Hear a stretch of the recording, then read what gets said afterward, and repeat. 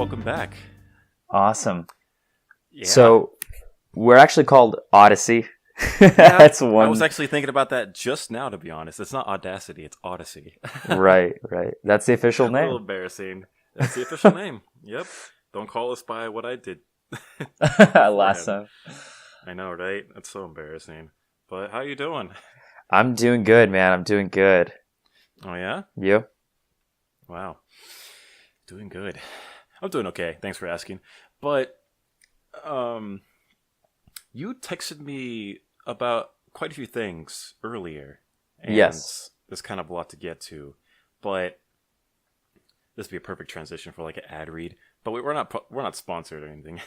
I'd be glad if we were. Yeah. But yeah, I mean, you were talking about something political, Yeah. if I So am mistaken. so politics, right?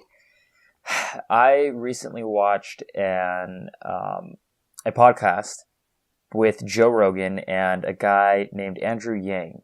And Andrew Yang is the president. He's a Democratic nominee, or not a nominee. He is a Democratic potential president in 2000. He's running in 2020, essentially. Um, and he's trying to get up there on the debate stage, and he's got these radical ideas that I don't want to say are completely stupid or anything. They're just out there. They're out there. How They're so? out there. So the biggest thing that he's a proponent of is something called universal base income or basic income, UBI. And the idea behind that is that everyone so people get taxed, and through tax money that gets redistributed to everyone, and everyone in the country eligible gets a certain amount of money paid to them by the government. The government sends them like a check, right? And we talked about this on a previous podcast. Now, I typically have always been not so much of a fan of universal basic income, because the idea behind that is you're going to tax someone and redistribute the income, which is interfering with the free market. And I'm not a big fan of interfering with the free market so much. Obviously, in history, we've had to have a little bit of interruption and government intervention because of, monopolies that have sort of taken over and, jacked up the prices and made it basically conducted unethical business practices, right? So I understand the need for that. But anyways, getting back to the whole universal basic income, we're shifting the idea of the American economy from more capitalist to slightly more socialist, where a lot more redistribution happens, right? Now, there are some pros and some cons to that. And the way that Andrew Yang was explaining this was absolutely... It was beautiful, in fact. I actually really liked it. It was very rational. You don't really hear this a lot from Democratic nominees or Democratic candidates for president nowadays. Nowadays you don't, yeah. Politicians typically from the Democratic Party are usually saying something about race or sex or whatever, like identity politics. This guy didn't mention identity politics even once. He did not say anything biased or hateful about Donald Trump. He simply analyzed Donald Trump, and he simply analyzed what's happening to our economy and the problems that we're going to be facing 10, 12 years down the line that we need to take care of now, essentially killing the monster when it's small instead of when it grows to the size of a tsunami or something, and we can't take care of it or handle it, right? So this guy, all he did was rationality. That's it. And it's funny enough, I was actually on Instagram yesterday, and I follow Fox News on Instagram, and they actually showed a picture of him. And they said, meet Democratic presidential candidate for 2020, Andrew Yang. His platform is ABC. And they basically, they gave him like a shout out. I have not seen them do that for any other candidate. And I think part of the reason why he stands out is because other Democratic presidential candidates like Elizabeth Warren, like Kamala Harris, Bernie Sanders, they're all either hating on Trump and giving him lots of attention, or they are talking identity politics, which people are quite frankly sick and tired of. Well, I think they're sick and tired of it because they're getting a lot of attention in respect to those kind of arguments, right? So people are still on board with this whole identity politics. So I think the thing is now, I think that society slowly is transitioning from, liking that sort of thing to not liking it so much because, and I'm not saying the entire society, like there's a bunch of people who still fall into that whole, category of, the whole society is structured based on a power game, right? It's all power. It's unfair to the people at the bottom of the hierarchy, that sort of thing. But I think there's more of an awakening of rational thought, at least in the past couple years. And I think it's mainly due to podcasts and people opening up their mind to diversity of thought and hearing from other speakers, right? Yeah, agreed. Very much agreed. Because the way I was introduced into politics mostly, believe it or not, was through Trump and also through podcasts. A major podcast being Joe Rogan. Yeah. So it's just so interesting how podcasts have really affected people nowadays, especially young guys like ourselves. Oh, yeah. I mean, when people just have deep conversations and they have genuine conversations, people want to hear that. They don't want to hear the edited versions of, I don't know, talk show, episodes like The View or some other talk shows like late night talk shows. Right. Stephen Colbert, Jimmy Fallon, Jimmy Kimmel, Conan, just to name a few. People are getting tired of that kind of talk. So many people, they script so many things, and all they do is hate on Donald Trump. Like that's all they do is hate on him. The election. Yeah. Very much true. I mean, I got tired of them talking about him, honestly, over and over and over again. Stephen Colbert wouldn't shut up about Donald Trump. Every single monologue he gave was something about Trump and hating on him.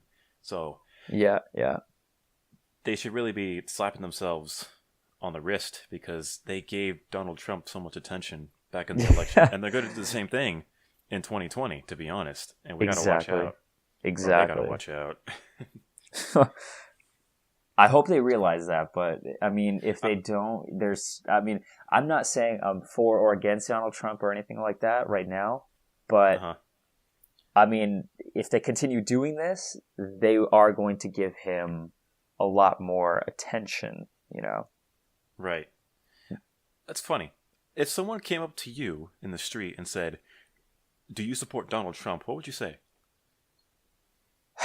That's a good question. Tricky, right? Yeah. It is a tricky question because in some ways... Who are you talking to? Where are you at? Kind of thing. Yeah. Yeah. Here's the thing, right? I support him because he's my president. Does that make sense? I don't want the president of the United States to do a bad job. It doesn't matter who it is. Even if the next president turns out to be Bernie Sanders, let's say, and I'm not a big fan of Bernie Sanders. You would still say, I support the president. Yeah, because I don't want him to do a bad job once he's president. It doesn't matter who he is. Like at the end of the day, he was elected. Stop bitching and whining about it and, understand how you can help. Not by being more, divisive, but by trying to get along with people and debating and getting to know their point of views and, seeing how you can help and support the president without, destroying the country, essentially. But it's so funny. Yeah, because in respect to people having opinions, when it comes to the role of the president, everyone has an opinion on what they should do, right? But nobody has an opinion on like what your dentist should do or what your plumber should do. You kind of just like leave them to do their own thing. But when it comes to the president, everyone gets all heated and argumentative. Yeah, as if, the professionals don't know what they're talking about or doing. So yeah, it's kind of it's kind of interesting because people are so fixated on the most important job, essentially, in the world. No, seriously. I sometimes I think I told one of my friends, I was like, do you think you could do a better job than Donald Trump as president of the United States? Like, I would Yeah. like to see you in his position. Taking, you know how much of a, look, like, again, I'm not, right now, I'm not going to argue for Donald Trump, but I'm going to say this, okay? To take on that much hate, you have to be mentally strong. You cannot, you have to see it coming ahead of time, and you have to sort of prep for that, right? Imagine more than half the country talks shit on you, and they're doing it consistently every single day, and they're just like, he's dumb, he's this, he's that, and you're watching this while running the country. You're already running the country, which is a ton of stress. On top of that, you're taking the stress of being hated on by the vast, majority of people on social media, and you're seeing this all the time. You have to be mentally strong to be able to handle all of that, So I give him props for that. Yeah. I think people, they engage in the hate because they really want change, in a way. So Right.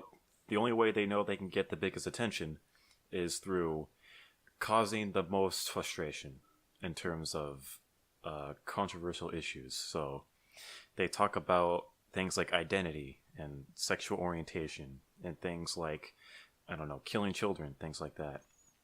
Yeah.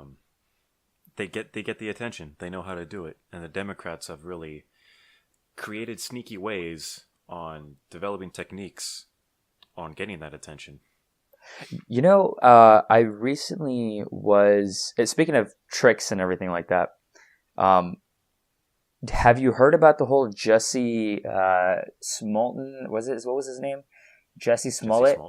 Jesse Smollett. Have you heard about Jesse Smollett? What happened to him, the actor? The actor? Oh, the Empire actor. Yes. Okay, yeah. Recently, he was revealed as a fraud, wasn't he? Yes, yeah. That's a huge thing that's popping up. Yeah. Oh yeah, he basically fabricated an entire story about how white supremacists attacked him. I don't know the description of what they did to him, but they like poured like oil on him or something like that, and they just lynched him or something like that. That's what they said. And here's the funny thing is the people who did it were not even white. And first of all, they were actors that were on set with him, and they plotted the whole thing. Apparently, it was a hoax, and they found out the details because someone I guess he reported it to the police department, and when the police start filing, they do their whole reporting process. Yeah, I guess they have to really look into what happened, and this guy just got defrauded. Like they found out everything about him, right? Now here's the thing, right? Apparently part of the story was that he had a threatening letter sent to his home, and it turned out this letter was written by him to him, and it was a threat. Okay, now he again wrote this letter obviously to grab attention, right? He is now actually facing possible charges of postal fraud or mail fraud, and that could lead him to up to 10 years in prison. Yeah, mail fraud's no joke. Like, I think there's divisions in the FBI that handle that kind of situation. Like, people send bombs through the mail and things like that. So it get pretty serious. Seriously. That's crazy though, man. I mean, this whole thing is all over the news. I mean, I didn't even know about this guy ever until this happened. I mean, apparently he's an actor for a very popular show called Empire, which is a type of black show, for lack of better terms. Okay. Do you know about it? I don't know. Yeah, I think it's like a drama show about a black family being in a record label company, and then like there's like I don't know, a bunch of drama between like different actors, things like that. But apparently it's a very popular show. Okay. Who You know, knows? I went to his Instagram page and I saw him posting extremely leftist thing, like leftist posts and things. Is that right? Oh, big time, big time. And so I'm not really shocked to see that he did something like this. And I think my whole theory goes back to he's trying to get attention, right? How else? Because think about this, right? I'm willing to bet the vast majority of people had no idea who Jussie Smollett was. Oh Okay, yeah. until this thing happened. This, I bet you anything, was just to get attention and to make him more famous. I mean, that's not a far stretch, to be honest. I mean, I I mean, to me, it's like, why else would you do a hoax this big? Unless you want to get attention to the white supremacy going on in the country, which I think it's like, what the hell? That's not the right way to do it. If you're going to do it, then actually find and document what's happening, not create a hoax. oh wow. I just found the story by BBC that he's been suspended from the Empire show. Okay. So he's no longer working. That's interesting. Yeah. Yeah, I mean, who knows what his intentions were? I think they have a bunch of evidence that goes against his claims, don't they? Like they have video, they have the perpetrators, right? So they brought them in, and Right. then they Right. asked them what really happened. And did they give the real story? I'm not too sure. I'm not sure, to be honest, either. Okay, that's interesting. Yeah, I'm pretty sure there's a bunch of other evidence that goes against Jussie's story or his whole claim. But that's crazy, dude. I mean, Seriously. to Here, think that someone would go this far. yeah, no, seriously. And here's the thing, too, right? It's how this sort of leads the doorway to open up into sort of, I guess, any victim that comes along now and you see certain signs. Let's say this victim actually did get assaulted or is a part of the Me Too, movement because they also got assaulted and things like that. How can you be sure that this person is actually a victim versus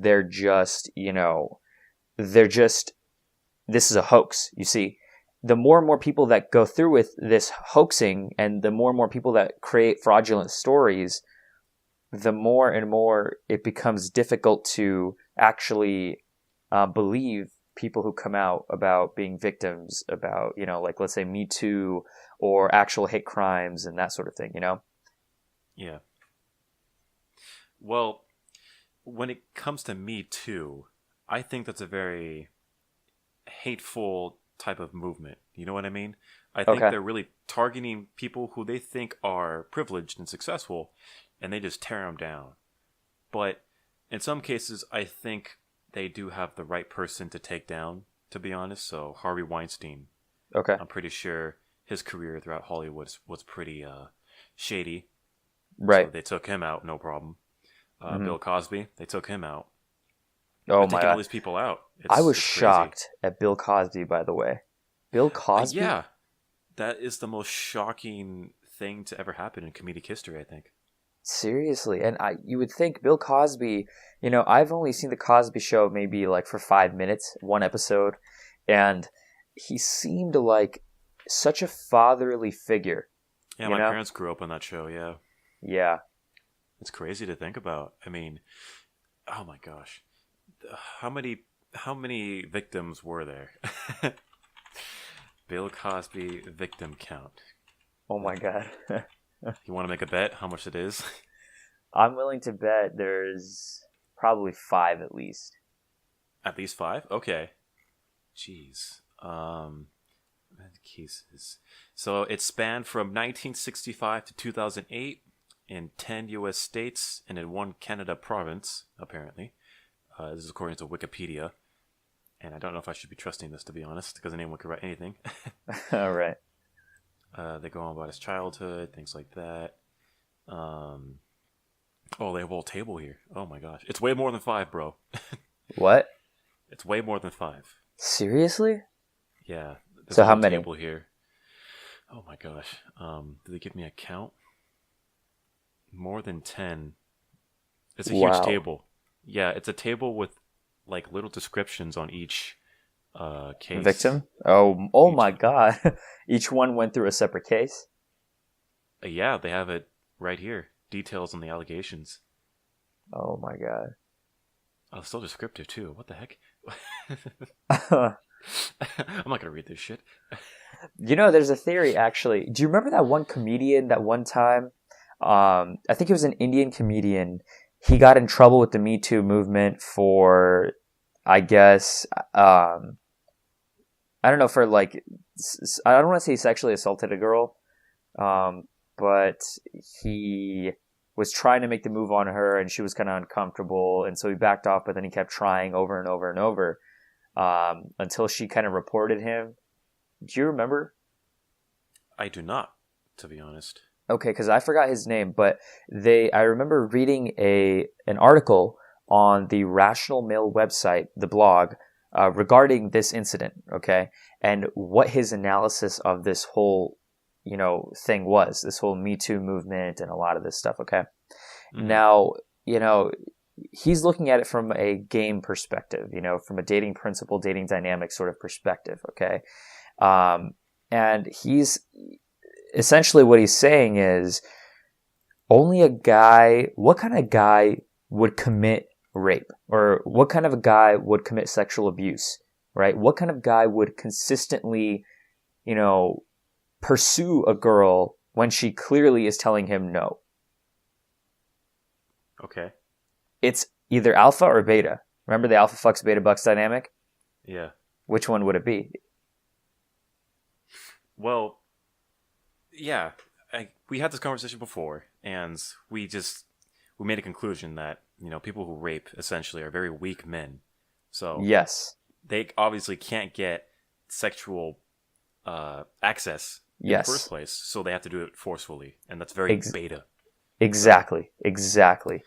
That was his argument. Is that what he was saying? That Or was his argument. He said, if a girl says no, then just, dude, like the best thing you can do is just not pursue that.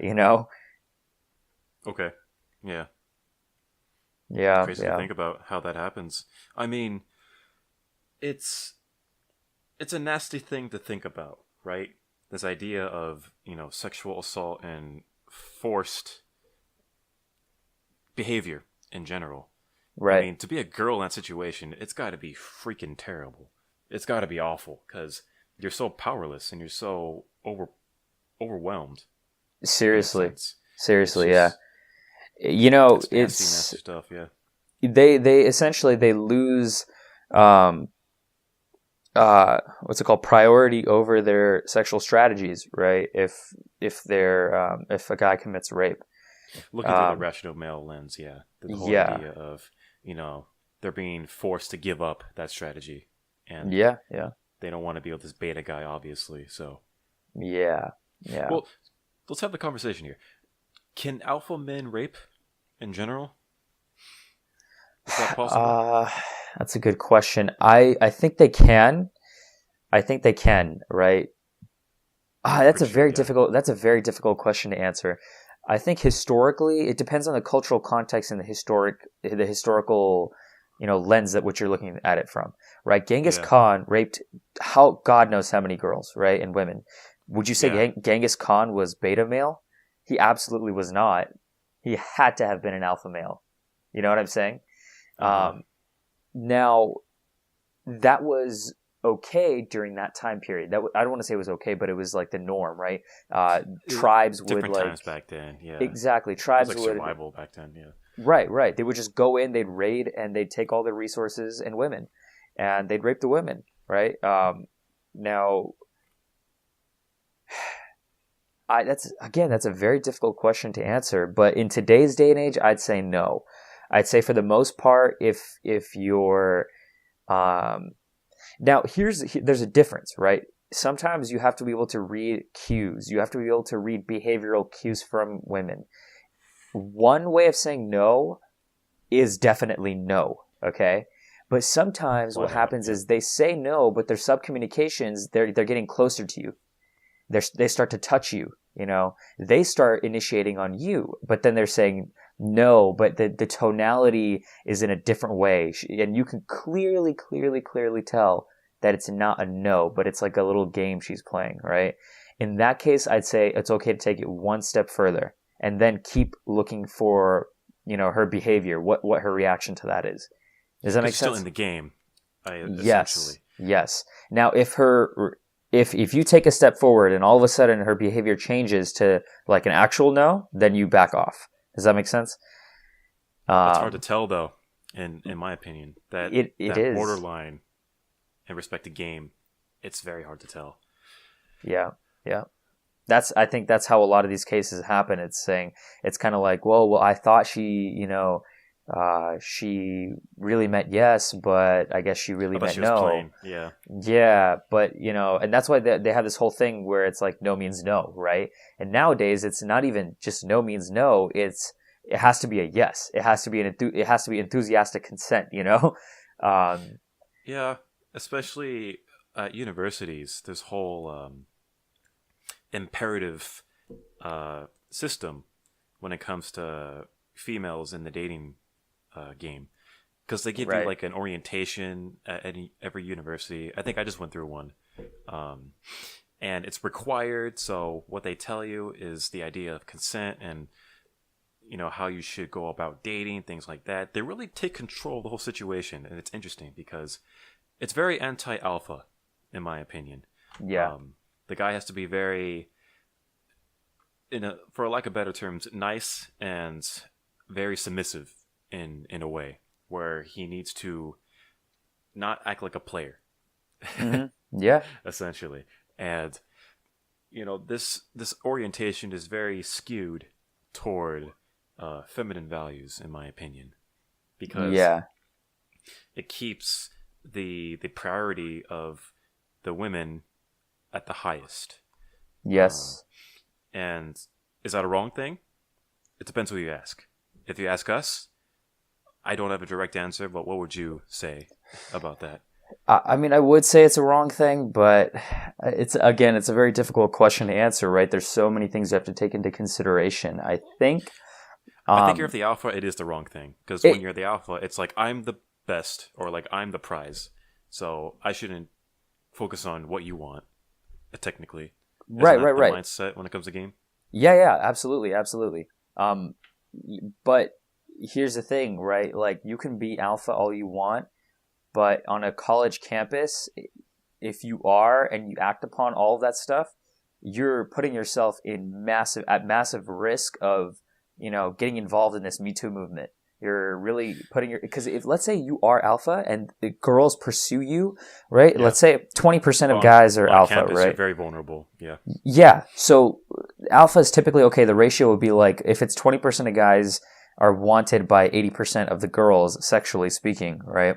Well, it would be every alpha would get around 4 girls, let's say. Okay, 4 or 5. Yeah. Let's just give it a random number. Now, let's say that the guy has, let's say 3 different girls pursuing him, okay? And they all get jealous about the other girls, okay? Well, what's going to happen? One girl, for all you know, if she's really willing to go all out, she's going to, like, blackmail you with all of this bullshit kind of where she's going to say something like, oh, I'm going to, report you or something like that. And there are girls out there. I'm not saying that's going to happen to every single case, but there are girls out there that are willing to do really shady things like that. It's almost like the hoax. Tool set. Yeah. Yeah. It's almost like a hoax. And it's funny because I was telling some friends about a story at USC. This Indian kid who was an exchange student, he got led.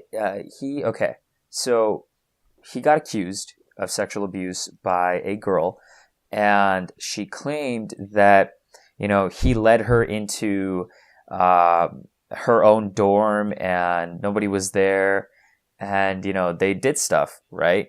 Now, what they found was, after doing research into it, they found camera Like the camera apparently caught her actually leading him into the dorm, and They have cameras in there. they had cameras or something like that, and they also caught text messages between the girl and her roommate plotting the whole thing, and basically, planning out what to say if the authorities come and question them.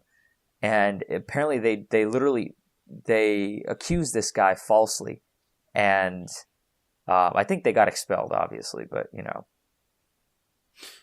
On the college campus, it's dumb how involved the universities are. They've become so I don't leftist. Is that a correct word to say? Where I'd say, every yeah. rule is just it's so skewed toward leftist ideology and things like that. And Yeah. when they're involved, the universities, when they're involved in every aspect of the kid's life, the kids literally have no control. They're Yeah. always being watched. They obviously can't,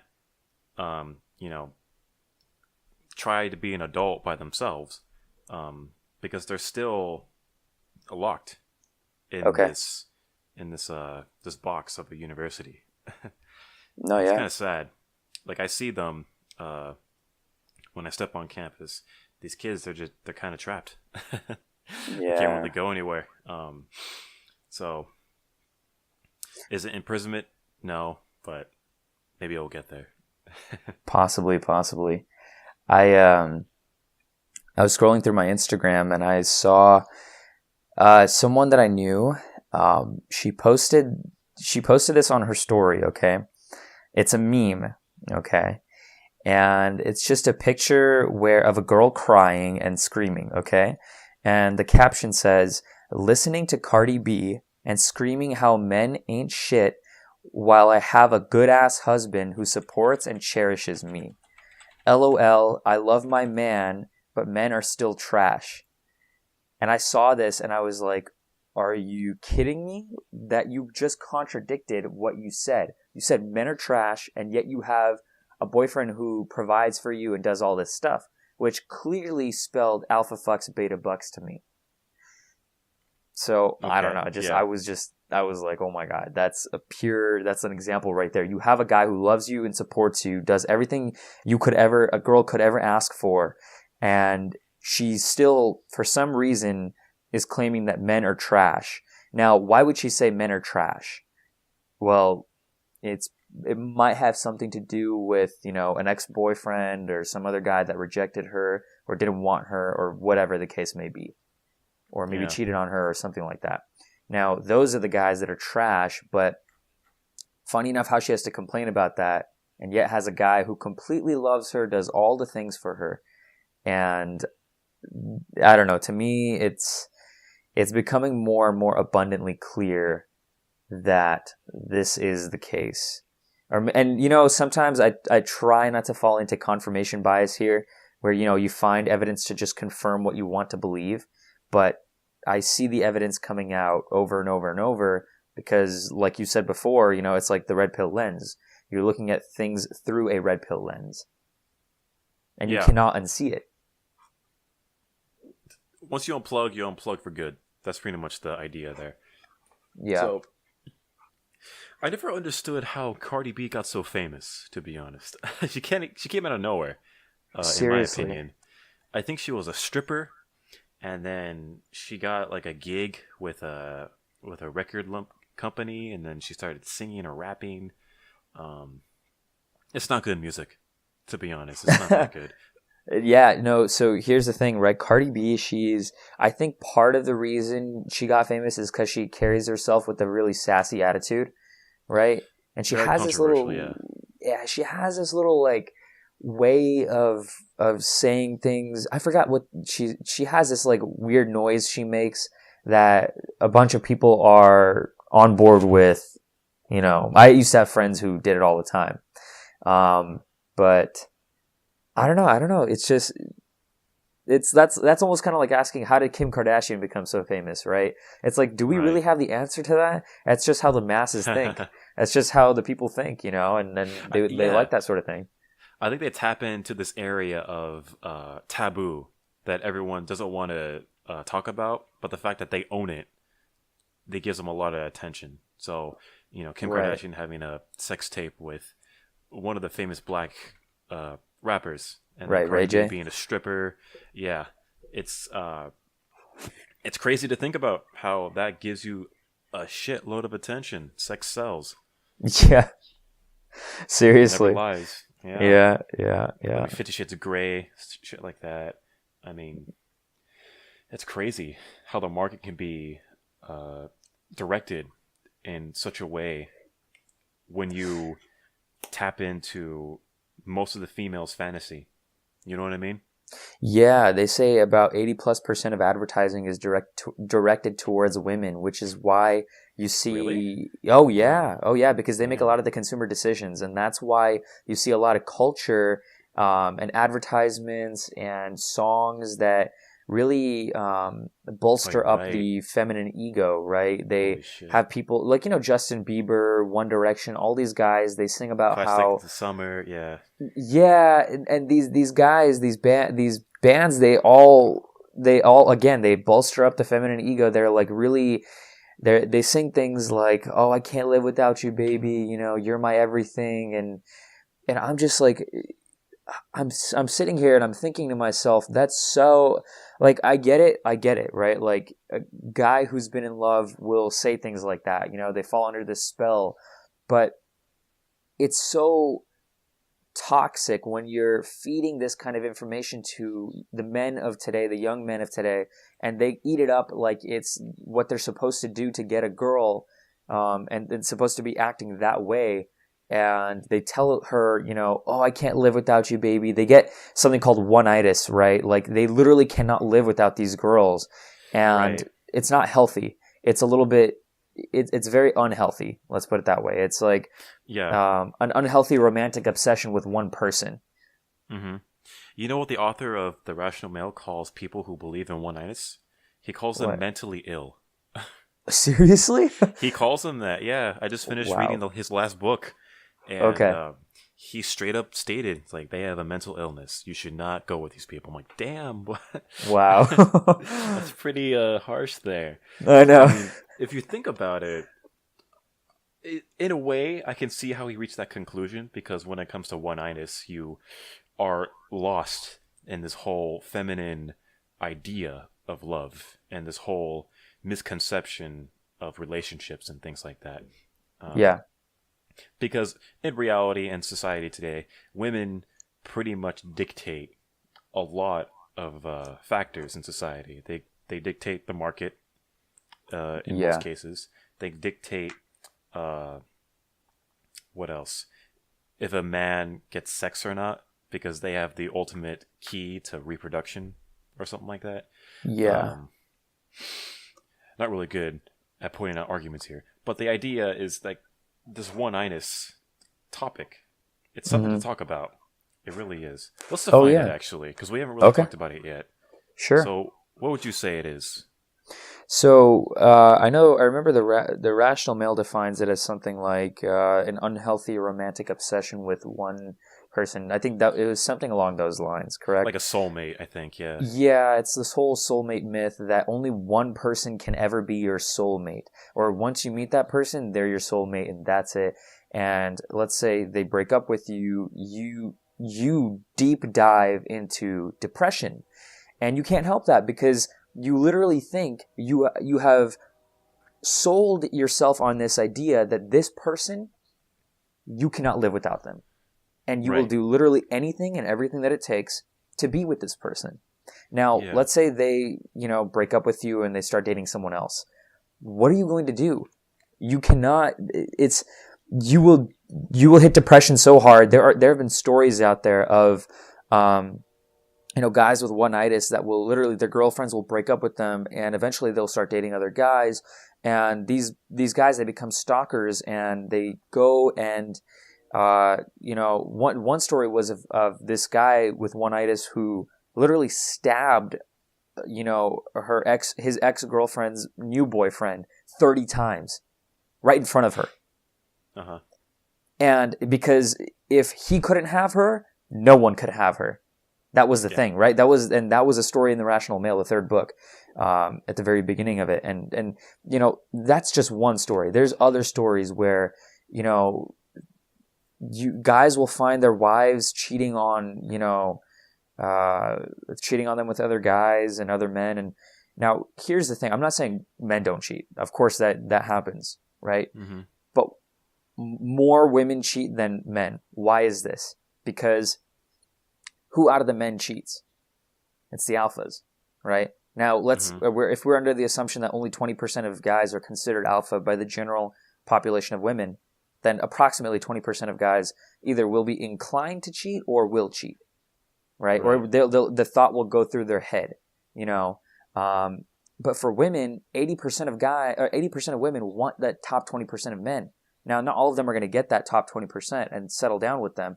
So what happens? And that it directly conflicts with the male imperative, which is to spread the seed, right? So eventually the male is going to move on. She's going to have to settle for some other guy. She's going to have to settle for another dude who, somewhere down the line, he's a good provider. He's a good, good husband, so to speak, or a good,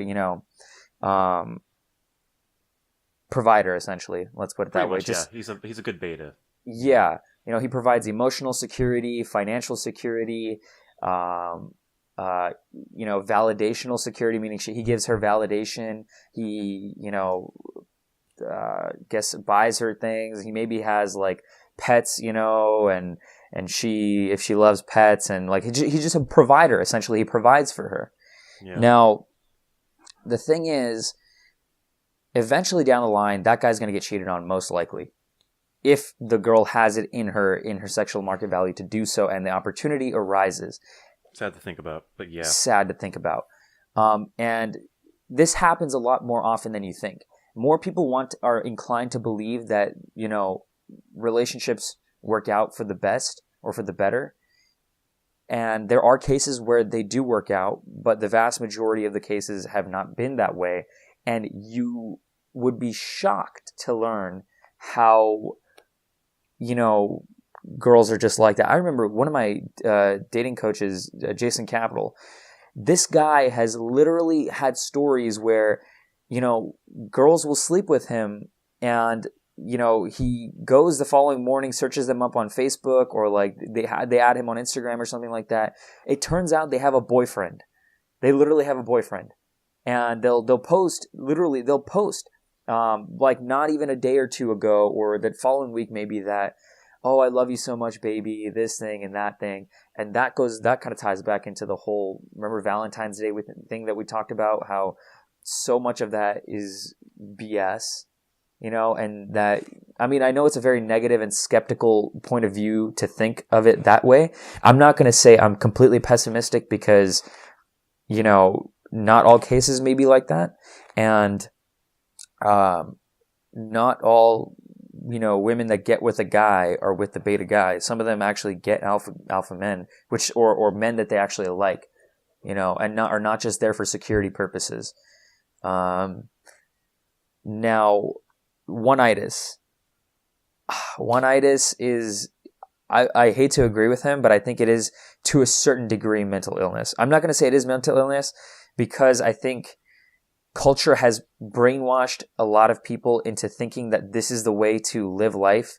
When human beings were not really hardwired to be only with one other person their whole life. It's a cultural myth.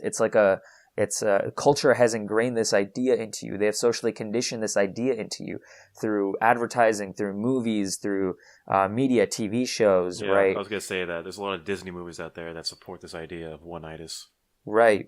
And women are actually a lot more prone to one-itis, because they're meant to look for quality men, right? Quality in their eyes being the alpha men, at which they want to tame. That's their one, right? But with men, it's literally, a lot of it is a conditioned idea. And even for women, right? Like if a girl cannot stop obsessing about a guy, it's because she has one-itis for him, now, it's really sad. I think, I see guys falling into this cultural trap where, they'll listen to songs on the radio, songs that are being consistently played over and over and over. Justin Bieber songs that are played like once every like hour or once every like 30 minutes or something on the radio, where the lyrics are something along the lines of just like, you're the one for me, I can't live without you, you I don't complete think me. yeah, like I don't think that kind of music is recent. I mean, they've been playing that kind of music since like the '70s, like with the Isley Brothers and even songs from the '60s Right. as well. So it's a very modern idea in terms of Western culture. Yeah, yeah. Maybe since the time of the sexual revolution, which was in the 60s, right? Yeah. Um, who knows? But one-itis, it's now. I know there are. Now, here's the thing. I'm not one to say that guys should not settle on one girl. I think it is very possible, and it might even be healthy for a guy to be with one girl. Does that make sense? And have a passionate, long-lasting, healthy relationship with one girl. I think that's possible, and it's not even just possible. It in some cases is desired. Okay, now there are a few caveats, in my opinion, to this that have to go in. Okay, number one, you have to be able to understand, the dynamics between men and women. Okay, you have to be able to understand how this stuff really works. You cannot fall into the trap of one-itis. Okay, number two, you have to be able to not just understand it, but number two is apply that knowledge, because knowledge without application is useless. It's bullshit. And three, understand the polarities, the sexual polarity, masculine and feminine energies, masculine and feminine ways of thinking, and understand how the keys to a long-lasting, healthy relationship with one person is the difference in polarity, right? The Right. man should be masculine, the woman should be feminine, or, I mean, in some cases, there are masculine women, but that means the man has to be more feminine. Does that make sense? The energies have to be polar opposites. It's not that one person. It's not about they both are the exact same. Okay, question. If a man were to be just a little bit feminine, would he still be considered an alpha male? Or still have the potential to be an alpha male? So alpha, and okay. So there is a slight correlation, I think, between alpha and masculine, but alpha does not necessarily correlate with masculine. Do you see what I'm saying? There is a difference, but Okay. if there is, what's it called? There is, I would say there's a slight correlation. I'm not going to say that that is the case, because you see a lot of alpha guys out there that are very popular, very, like let's take Justin Bieber, for example. Or no, let's take guys from One Direction. Zayn and Harry Styles, all these girls are Sure. crazy about them. Would you consider those guys masculine men by the standard definition? Do they represent the pinnacle of masculinity to you? Well, they're kind of like the boys, right? That every girl just fangirls over. Right, They're not right. really men. Right, they're not really men. They're not masculine. They're not like fucking. They're not like macho. They're not. They don't have big beards or anything like that. And I'm not saying masculine men have to have beards. I'm saying it doesn't really seem like they would be the typically masculine archetype, let's say. But they 100% are alpha. Why? Because they have so many girls like craving them. Girls will go nuts for them, right? Because they're highly pre-selected males. They're high status, right? Their status is very high. They're alpha males, but they're not. They're in fact, you might even want to say some of them are more metrosexual. Metrosexual meaning they have a slight feminine undertone to them, right? Their clothing style might be slightly feminine more so, but they're alpha males because they get women just throwing themselves at them. Why? Because maybe popularity, for whatever reason, right? But masculine, I would say, does not necessarily correlate with alpha. Makes sense. I think it all depends on how high they are on the social ladder. I look at YouTube nowadays and I see these popular male YouTubers who are quite feminine. I'm looking at YouTubers Right. like Jeffree Star and Uh-huh. Jane Dolan. I mean, Right. is that his name? James Dawson. Something like that. Okay. So not really masculine men, but they very much can be considered alpha guys, Okay. given their status in terms of the social ladder, Right. economically, things like that. So I do agree with you that there is some correlation between alpha guys and masculinity. Right. Right. It does make sense, yeah. I mean, it's hard to really um, put yourself in a girl's shoes, to be honest, because when I look at stuff like this, I'm like, how the hell is that attractive?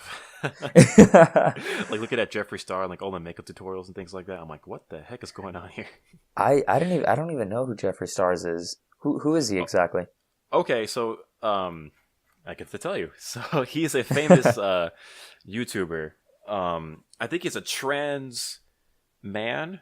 I don't know. Looking at his content, Okay. but it's definitely clear that he panders to a female audience. He has a bunch of makeup videos, and he has a lot of drama-based videos. And Okay. what he does is he dresses like a girl, like a woman, Okay. and like he dyes his hair all the time. He wears all his feminine clothes. He has tattoos all over his body. He's very Right. much an appearance type of YouTuber.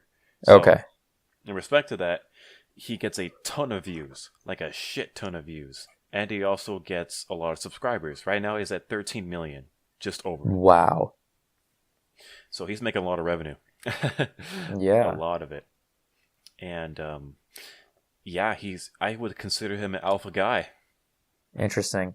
But so my only caveat to that would be, do girls really throw themselves at him?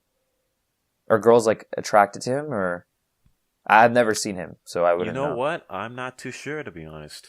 I don't Okay. know if they like him because he engages in their type of culture, or if they Okay. like him because they see him as an alpha guy they want to have sex with. So I don't know if it's Interesting. relatability or if it's fuckability. Right, right. No, just being quite blunt, right?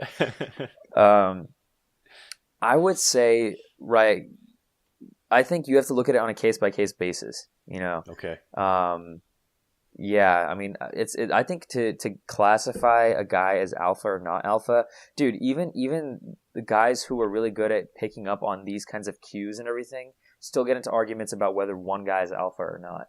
Right. So I think at the end of Okay. the day, really, it comes down to, like, it's really difficult to tell whether a guy is truly alpha or not.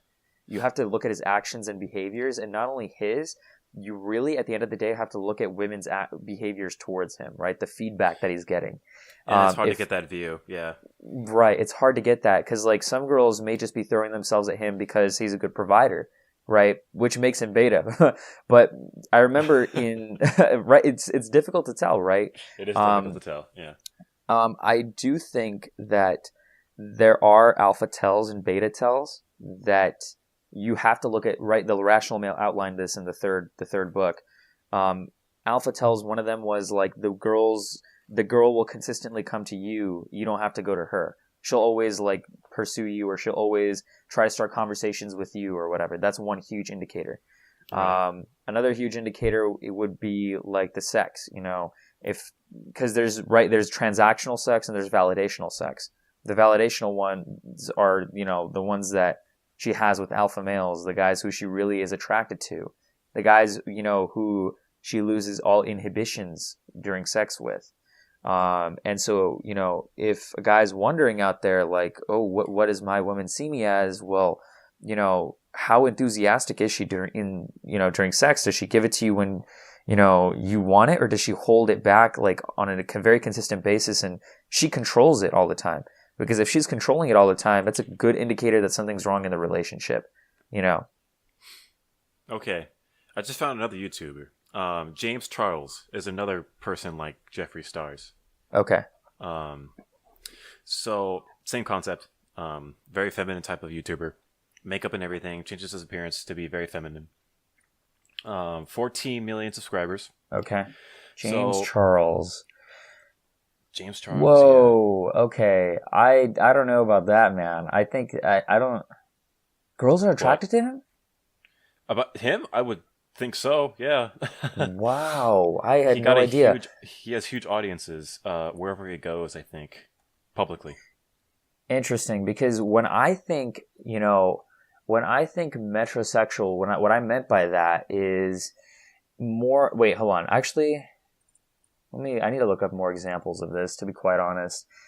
So it says metrosexual is a portmanteau of metropolitan and heterosexual, coined in 1994, describing a man who is especially meticulous about his grooming and appearance, typically spending a significant amount of time and money on shopping as part of this. And if you go to images, you'll see basically guys who are more like models, I wouldn't even say they look very feminine, but more like guys who really, really are super like into their looks. Some of them are feminine, you'll see, and some of them are just more model looking, right? Yeah, like K-pop stars, Yeah, boy bands, things like that. Yeah, I could see that.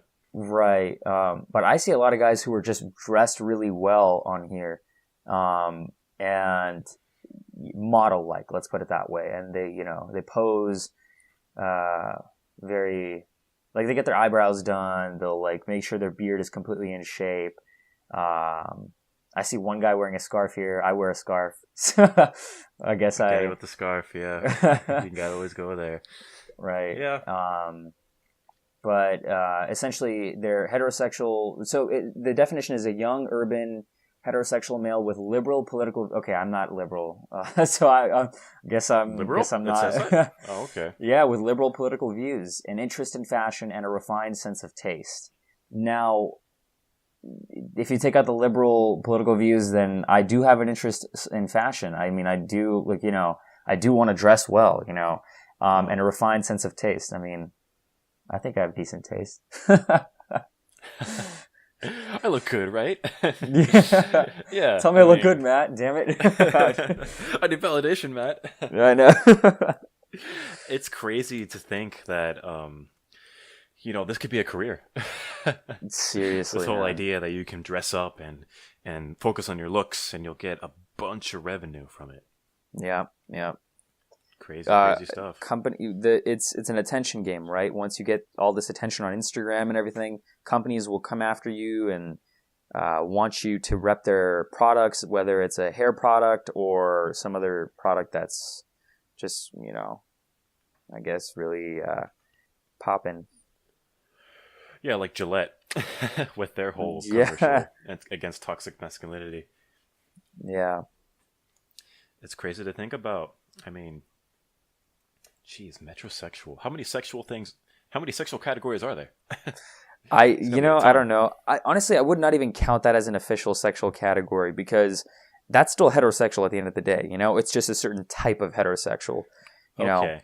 Does that make sense? Like the guy Yeah, that still makes likes sense. girls. It's just he dresses really well and he's A different way fashionable. of doing it. Yeah. His game per se is to that's his style, right? That's like, imagine a punk rocker, wearing makeup and stuff like that. Like they could call him a different type of sexual. You know what I mean? Like punk sexual or something. And it's like, are you kidding me? Like, Rock how many sexual, types yeah. of sexualities are there? At the end of the day, he's still a heterosexual. It's so I remember I funny. read this article where it's like, at the end of the day, really, alpha is success and beta is failure. So if at the end of the day, you as a guy, to carry forth your what's it called, your sexual imperative, which is to spread the seed, you have to you're a famous YouTuber who dresses really well, but has a feminine undertake to him, yet still gets laid all the time with like tons of girls who just throw themselves at you. You're an alpha, period. Like, because you've still won, you're still, it's winning essentially. You may be a little more feminine, but that doesn't mean you're not alpha. You see, there are a lot of masculine men who are still beta out there, right? I remember reading this one story about this firefighter in Florida. To be a firefighter, I'm sure you cannot be a feminine person, right? Like, it's tough to be feminine and a firefighter. You need that masculine energy, right? It's a very demanding job. Yeah, and it's tough, right? So let's just make the assumption that this firefighter wasn't, a masculine guy. His wife cheated on him with a 14-year-old kid. She was a teacher. Okay. That's terrible. I mean, Yeah.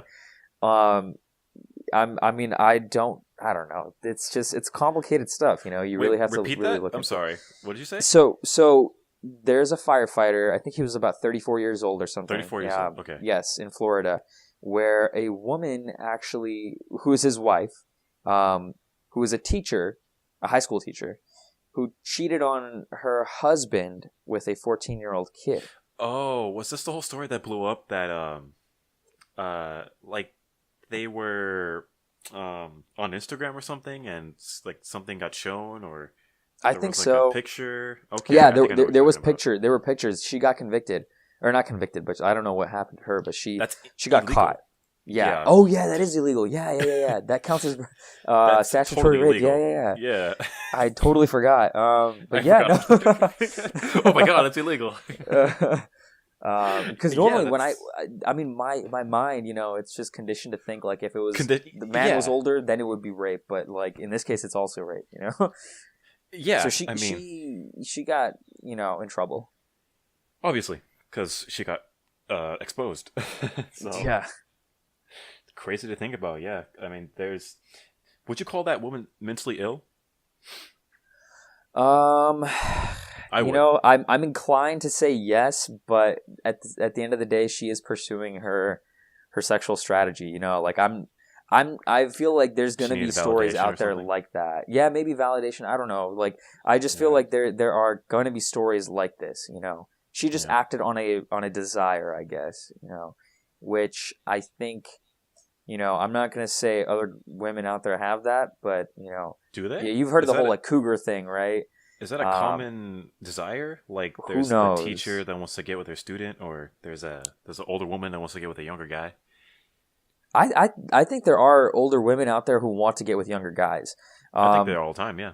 yeah, you know what it is actually. I think what it comes down to is it depends on their age, right? If they've hit the wall, right, and these women are, they cannot compete for top of the line guys. What they'll do is they'll go for the younger guys, Who and are in future alphas? yes, future alphas, exactly. And they'll do everything in their power to brainwash this young alpha kid who will basically stick by them. Does that make Interesting. sense? Yeah. I think that's what it is, and that's the whole, because like older men, they're experienced more, so they understand how this stuff works a lot more than the younger kids, the younger boys out Yeah. there. And I mean, and think about this from a 14-year-old kid's perspective. If the He doesn't teacher know is what's going on. attractive, he's just like, great, let's get it on, and he'll, he might, for all we know, develop one-itis for this woman if she's good. If she's really good and she's like, she knows what she's doing, Yeah. she can easily make the kid fall in love with her. Yeah, because once puberty hits, I mean, your mind is just in a mess, right? It's like you don't know what's Yeah. going on with your body. You're very horny. Yes. It's very strange what's going on, and then you got this somewhat hot, 32-year-old or over the tip of her sexual market value, comes along and seduces you. I mean, that's pretty much it. Seriously. You're done. So Yep. I mean, yeah, they get really sneaky. These women, they really identify like, where am I at right now? Who can I sexually attract? How can I get this alpha? Okay, I can't get him. Let's go to a future alpha. Okay, let's see if that works out. It's kind of scary how they are naturally wired to think like this. It's crazy, man. And it's another thing that's crazy is, remember, she was married. She was married. She has I know, right? she has a provider guy. Apparently, that didn't mean shit to her. Yeah, I'm not even saying it's a bad thing to provide, right? To provide, it's not a bad thing, but it has to be under the context of she sees you as someone that is worth reproducing with, essentially at the end of the day, right? That she actually wants to have your kids, like that sort of thing. I'm pretty sure most providers or most betas who are married now are in a situation where, they're the provider, but they slowly, or actually quickly, the female just doesn't want to reproduce with them, or they just don't want to have their kids. Right. That's kind of sad to say, because once the marriage starts, then I feel like the men most of them go down in the sexual market value because they're settling down and Oh you know yeah. they're not really working on themselves. It's kind of like, okay, this is it. I'm with this girl. I'm not going to pursue anyone else. It's Yeah. Yeah. it's the rules, and Yeah. they let themselves go probably, and then A they lot of wonder the why they get times, yeah. divorced. Seriously. It's kind of sad. Oh my god. It really is. No, it really is. I mean, we're no experts on marriage, but based on what we've read, he's given us some ideas on how it works. So we're just Yeah. repeating ourselves, to be honest. So no, really, that's what it is. And here's the thing, right? I like to come from a position of I don't know shit. I'm not. Who the hell am I to have an idea on how this stuff Yeah. works? Listen to I'm us. not experienced at all. I don't like to listen to anything my friends have to say. Besides you, because you actually are well read on this kind of stuff. But I don't like to listen to any of my other friends and what they have to say about it. If they say something, I take it. But I take it with a grain of salt.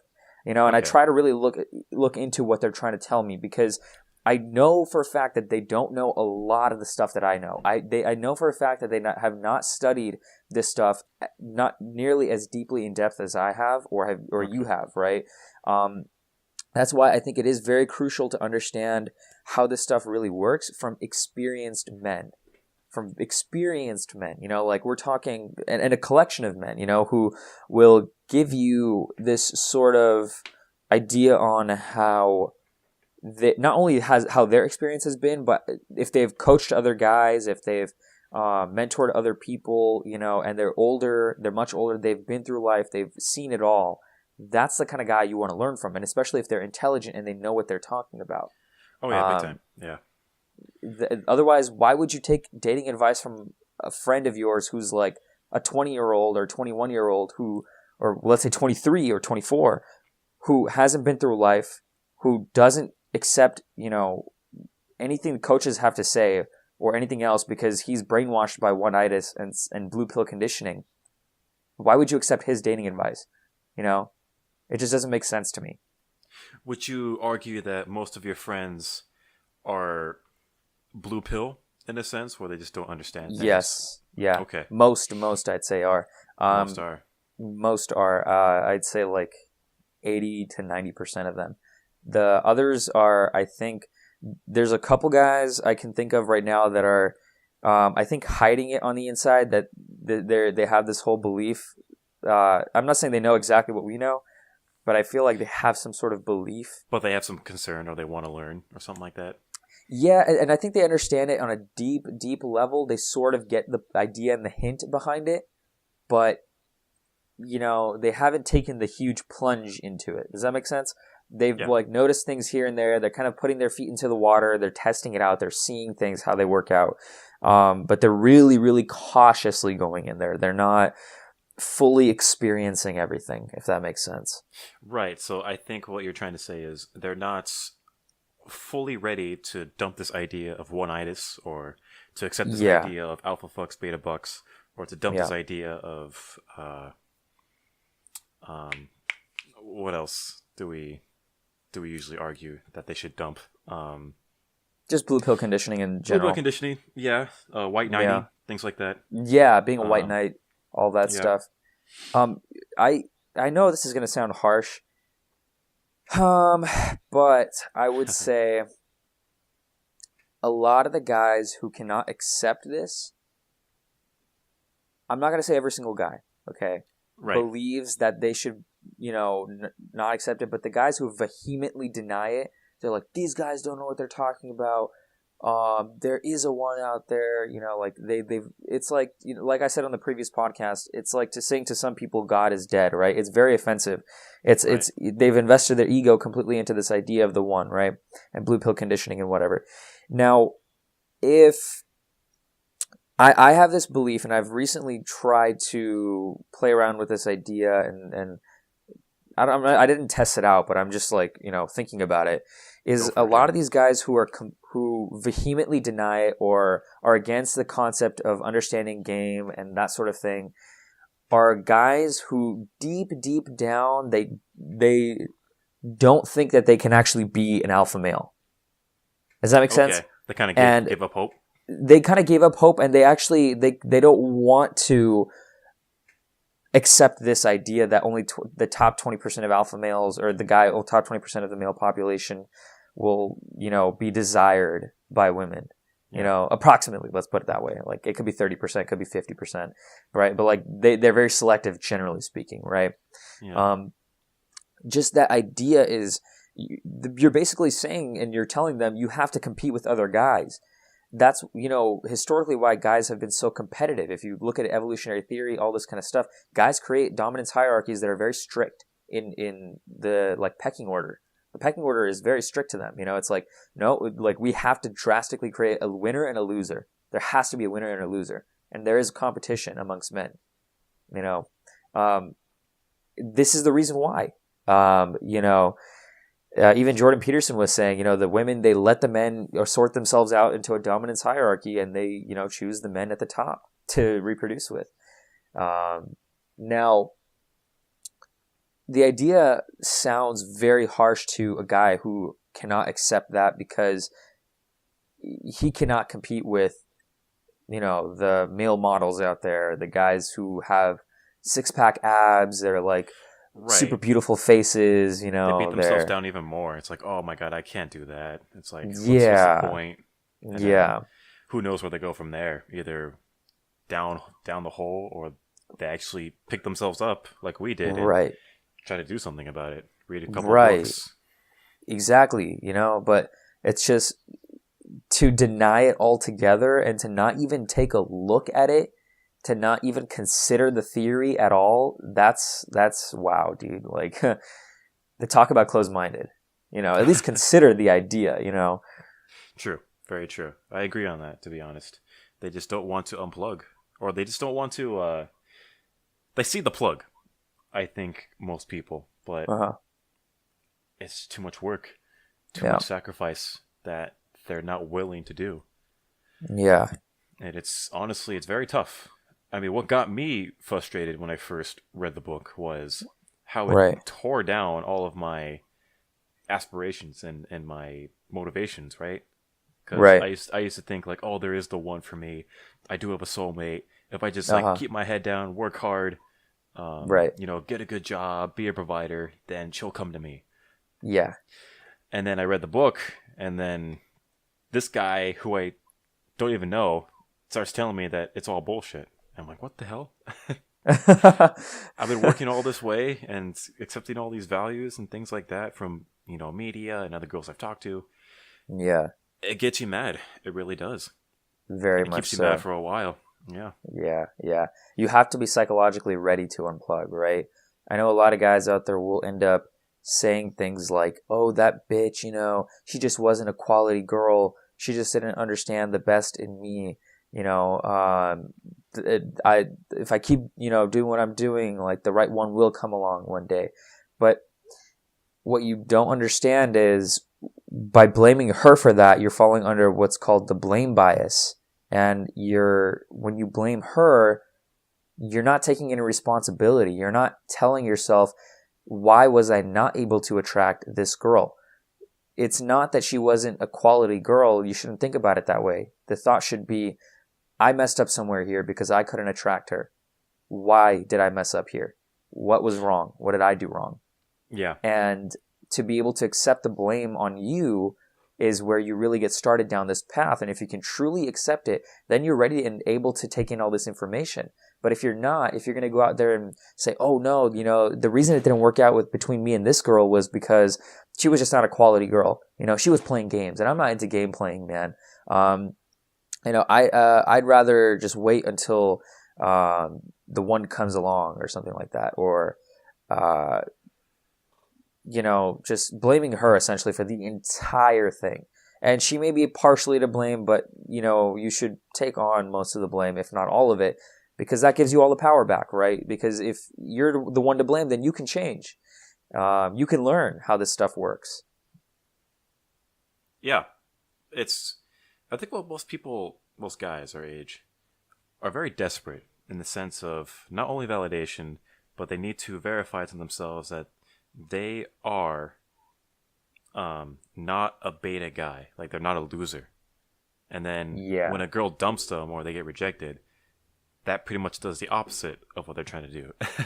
It confirms Yeah. that they are a loser, and then they blame others. So Yeah, yeah. It creates it's a what's whole called cycle. cognitive dissonance, Hmm. Yeah, So, most guys in high school are going through that, and you know, some of them accept it, some of them don't, and they carry it throughout their lives, even through college. So yeah, yeah. it's kind of sad. Very deep stuff.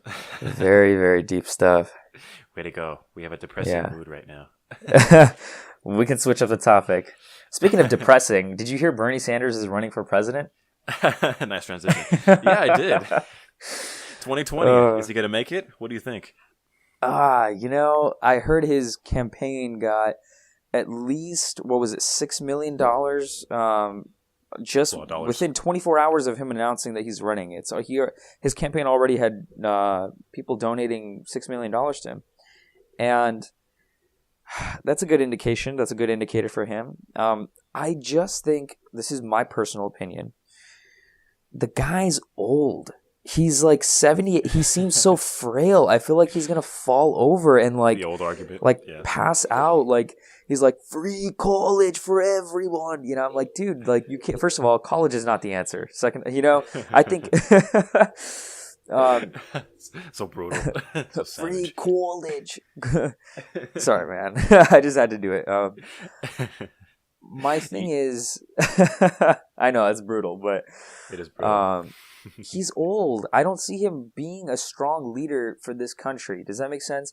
And I know we should be focusing on policy more than strength of a leader, but I think it's almost equally as important, if not even more important, because the strength of a leader really determines, that's the face of America. Seriously, Bernie he looks way too old in my opinion, way too frail. Now, forget about the whole fragility, okay? Let's talk about his policies a little bit. If he's still on board for free college, I definitely think he's wrong, and I'm 100% against him on that, because he's assuming that college is the way of the future, okay?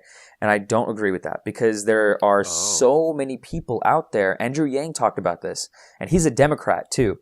He says so many kids are getting out of college nowadays without a job, and it's because there's so many BS degrees that they're offering, like gender studies and all this stuff. Like, do you honestly expect to get a job from studying with this kind of degree? If I say the only reason you should go to college nowadays, in my opinion, is if you want to become a doctor, a lawyer, or an engineer. Okay, or anything that or if anything that sort of you have to get a degree in order to get a job. I would say having a degree is, at least in my case, it's a backup. I need to have that sort of backup. But yeah, you know what? That is true, to be honest. I really agree with that. It's this idea of a university. It's to provide a degree, right? But with that degree, it's not guaranteed that you're going to get a legit, dependable job in the workforce, right? Because I would argue over the years, the universities have been disconnected more and more from the workforce.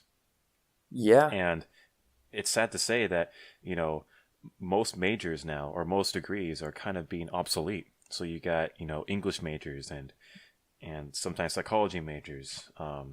Sometimes I meet Uber drivers and they tell me, like, oh yeah, I have a psychology degree or I have an English degree, but I'm trying to find a job. And I'm like, how long has it been? They're like, oh, it's been probably a year. I'm like, wow. Seriously. Yeah. That's kind of tough.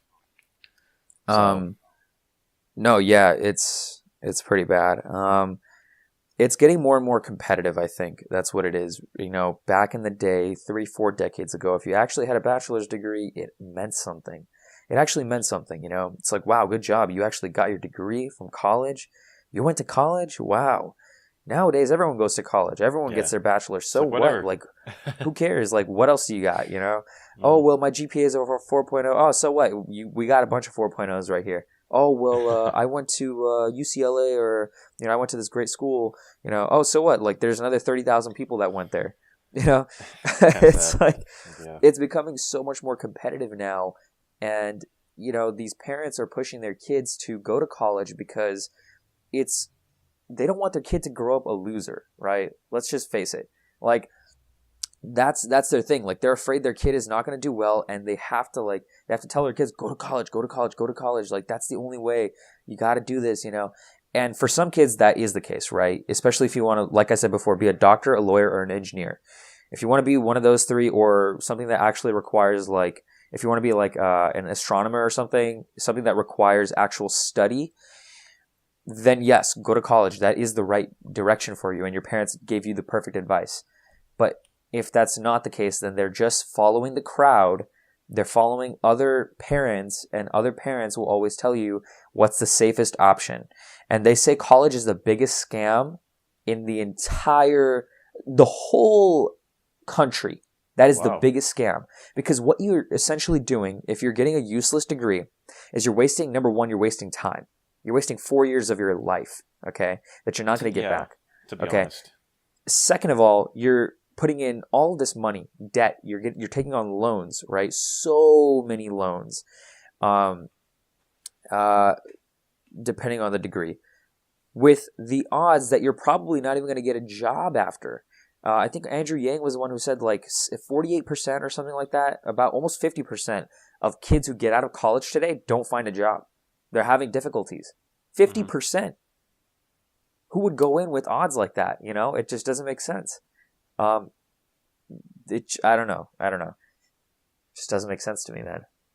The whole college idea, I wouldn't argue that it's completely a scam, but it depends how you go about it. I do believe that 80% of kids in college now are not there for the education. Yeah, we talked about this before. Yeah, we've talked about this. I think they're there just because somebody told them to go, or they've been pressured to, or it's a social norm, or they just want to get away from their parents. That's pretty much the main reasons why those kids are in college. Because it's sad to think about how they're just throwing away their time. If you look at the typical college student, right? They're accepting these leftist ideas. They're not really thinking about things rationally. They're going with the flow. They're not really pursuing a dependable degree. Right. They just want to party, and they just want to, live their life. Those two, right? But I'm not saying like every single one of them want to do that. I'm just talking about the students who are not serious about the education in general. Okay. And I think most universities now are blaming the government for this lack of employment or something like that. And that's when leftists want to change this whole economy of ours, like Bernie Sanders. Right. So it's an individual problem. So Jordan Peterson really goes into this, where he says you really need to compare yourself to who you were yesterday than how others are now. Right. Compare yourself to who you were yesterday rather than who someone else is today. Exactly. So it's one of his rules from his book, and he has a bunch of other rules that are very applicable. But that one in particular, because it forces you to focus on yourself, right? On the individual self. So yeah, you need to really sit down and ask yourself, am I thinking about my future self? Is he going to benefit, or is she going to benefit? So I just think most students now don't really have a concrete goal in respect to having a good life or having a successful career. It's sad to think about, because I'm pretty sure if you can pick out a student from any college and tell them to write like even a page about their aspirations and their goals, I'm pretty sure half of that, or maybe 25% of it, is going to be bullshit. Oh yeah. Which none of it should be, because you're talking about yourself here, and you're talking about your future. Yeah. So it's a concern. That's my argument there. Yeah. No, I just it's. How do we transition to school again? Oh, Bernie Sanders. That's Bernie right. Sanders. Free college. Yeah. We didn't like that. Why don't you like that? Like I said before, I don't think college is the way of the future. Andrew Yang was talking about how automation is going to be taking away a vast majority of not a vast majority of like the jobs that robots can take in the future, right? So within about like 10, 11 years or so, The example that they were talking about was truckers, right? These self-driving trucks are going to come around, Oh, that's and right. Yeah. yeah, it's automated trucks that are going to take away 3.5 million jobs approximately, because there's about that many truckers in the U.S. And it's funny if actually I was just talking to a guy who is truck driving yesterday, and he actually was talking about how this automation thing is already like kicking in, sort of. Wow. He's seen it around and or something like that, but it's not cheap human labor that a lot right now. The worry is, people are losing their jobs to cheap human labor across seas, right? China, Vietnam, whatever, the Philippines, right? Mm-hmm. The problem of the future is going to be no human labor, not cheap human labor. It's going to be no human labor. It's going to be automated labor, right? It's going to be all these robots. Amazon has these warehouses where these little robots actually take the items that people ordered, put them in boxes, and they actually, send them off or whatever. It's not human beings that have those jobs. They've actually, if you go and look up like Amazon warehouse, you'll see like how this whole thing functions. But automation, it's going to be a killer apparently, and it's coming way sooner than I expected. According to Andrew Yang, it's coming by 2030. It's going to have hit a good chunk of the country. And, they say you should always, one of my mentors always says, kill the monster when it's small. Don't let it grow big, because you might not be able to slay it when it's big. And this is what he was saying was it's going to be, we've already had, we've already had 1 or 2 industrial revolutions, or maybe 3.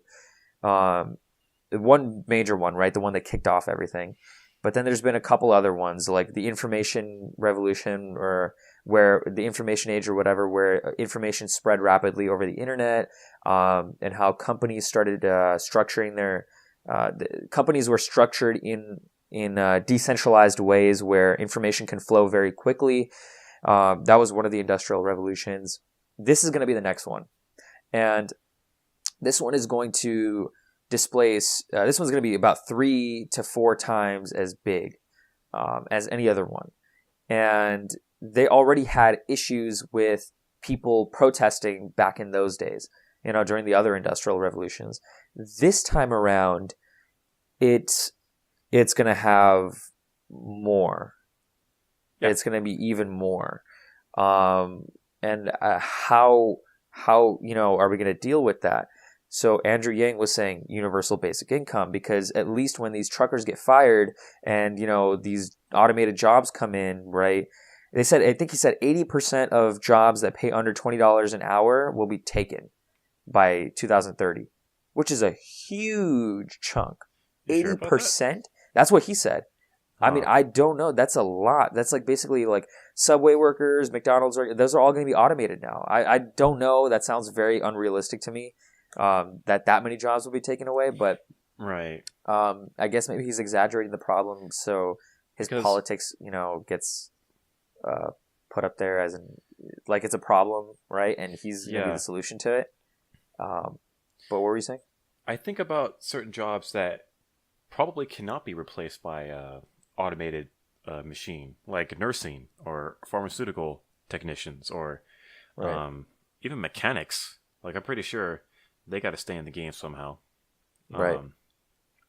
But I think he's talking mostly about service-based jobs, where it's just like a human being doing the same thing over and over, where it's really repetitive. So either like fast food employees, truckers, what else is really repetitive? Maybe the people who drive the garbage trucks around your neighborhood. Right. Maybe that could be automated. I mean, simple things like that. But they are going to lose their job, which is a concern, right? So yeah. It's a concern, yeah. Yeah, he was saying that it is a concern because a lot of these people, they're going to protest. They're not going to be able to transition really easily into another job. It's not easy, to transition from one job to another like instantly. And the way that they would fund this is, companies will save a bunch of money, save a lot of money when they fire their workers and they replace them with the machine. They pay one time for the machine, or they finance whatever, the automated truck, let's say, or the self-driving truck. And that thing just runs. It just runs like whatever, I think the maximum a truck driver can drive in a day is 14 hours. They can't drive more than that. But self-driving trucks, they can drive, forever. Forever. Essentially, and truck drivers cannot compete with that, right? And obviously, part of the reason is because they need sleep, and that's just part of regulation because they don't want accidents to happen. But Right. with a self-driving truck, that wouldn't happen. So obviously, that's going to cut costs for businesses. It's just going to be a more reliable source for them to make more profit. And since businesses are profit maximizing, they're going to go and they're going to opt in for the self-driving trucks. Now, what's going to happen is once these truckers get fired and the companies start to save money, the government can step in and tax them, at least a part of whatever they're saving. And that can, I guess, partially go into the fund for universal basic income. Now, the problem I have personally is I don't like the fact that it has to be universal basic income. Why does everyone get $1,000 a month, right? And his goal is $1,000 a month, by the way. Right, yeah. Which is $12,000 a year. Person. Yeah. Right. Why does it have to be $1,000 a month for everyone? Why can you not just have a program that targets specifically those people who got fired and had their jobs replaced by an automation or a machine, right? Some form of automation.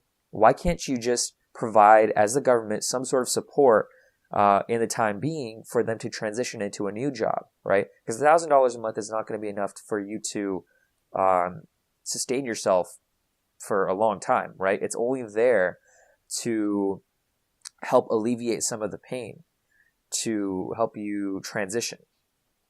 Yeah, I don't really agree with this whole welfare system for everybody, even if it's a very small amount. I think he says $1,000 a month for everybody because it's more appealing in terms of running for president. Possibly. But I do agree with you that it needs to be targeted toward individuals who have lost their jobs to automation, mainly. Right. So, I don't know. Is $1,000 really going to help a lot? I mean, nowadays, the cost of things are so high, to be honest. Like, $1,000 could barely pay for rent. Yeah. So it's Seriously. a little questioning about the amount there. Yeah, $1,000 a month is a lot. It's a lot. I would personally love $1,000 a month. Now, if I can, because I can use that money. I could, seriously, like I don't even have to pay rent right now. I'm just, I could use that money to like get advanced. Imagine $1,000 a month. I could use that money to get an advanced set of like microphones for this kind of podcast. Like another laptop within like 2 months to like help me record with all this stuff. And I think a part of what his appeal was that he wants to encourage entrepreneurs to take on more of this kind of more endeavors, because essentially, remember what I was telling you on the last podcast was that there is a massive risk to being an entrepreneur because you take on the capital costs, you take on all the costs, right? So if the project fails, then you've wasted essentially a certain amount of money. Now, people are going and seeking to be lawyers and things like that. His example was being a lawyer, right? He says we already have a lot of lawyers. We don't need more lawyers. We need more entrepreneurs. We need more people who will take on innovative projects and ideas. And so to help push people to do that, a lot of these people, entrepreneurs, what they do is they have a side job and then they try to work on, their project on the side. But if they have $1,000 a month coming in anyways, especially people who can't afford, we were talking about privilege last time and how my personal situation allows me or permits me to take on, certain projects and ideas such as this podcast, right? Because I have more time, right? Or other podcasts or whatever, right? For people who don't have time, for people who are working to financially support themselves, they will have extra money coming in, which was redistributed to help them pay for entrepreneurial endeavors. So imagine you're someone who is, I don't know, 22, 23 years old. You're finishing up college and you don't get a job out of college. Let's say you're working at a minimum wage job and you don't want to live at home. Or even if you're living at home, but you have ideas to start. If you have $1,000 a month coming in, you can easily save that up and in a couple months get, something massive out there, like start rolling, and just take action. Start some sort of entrepreneurial program, yeah. Yeah. That is interesting. I didn't think about it like that. I thought about it in terms of like necessity, like $1,000 for like food or right.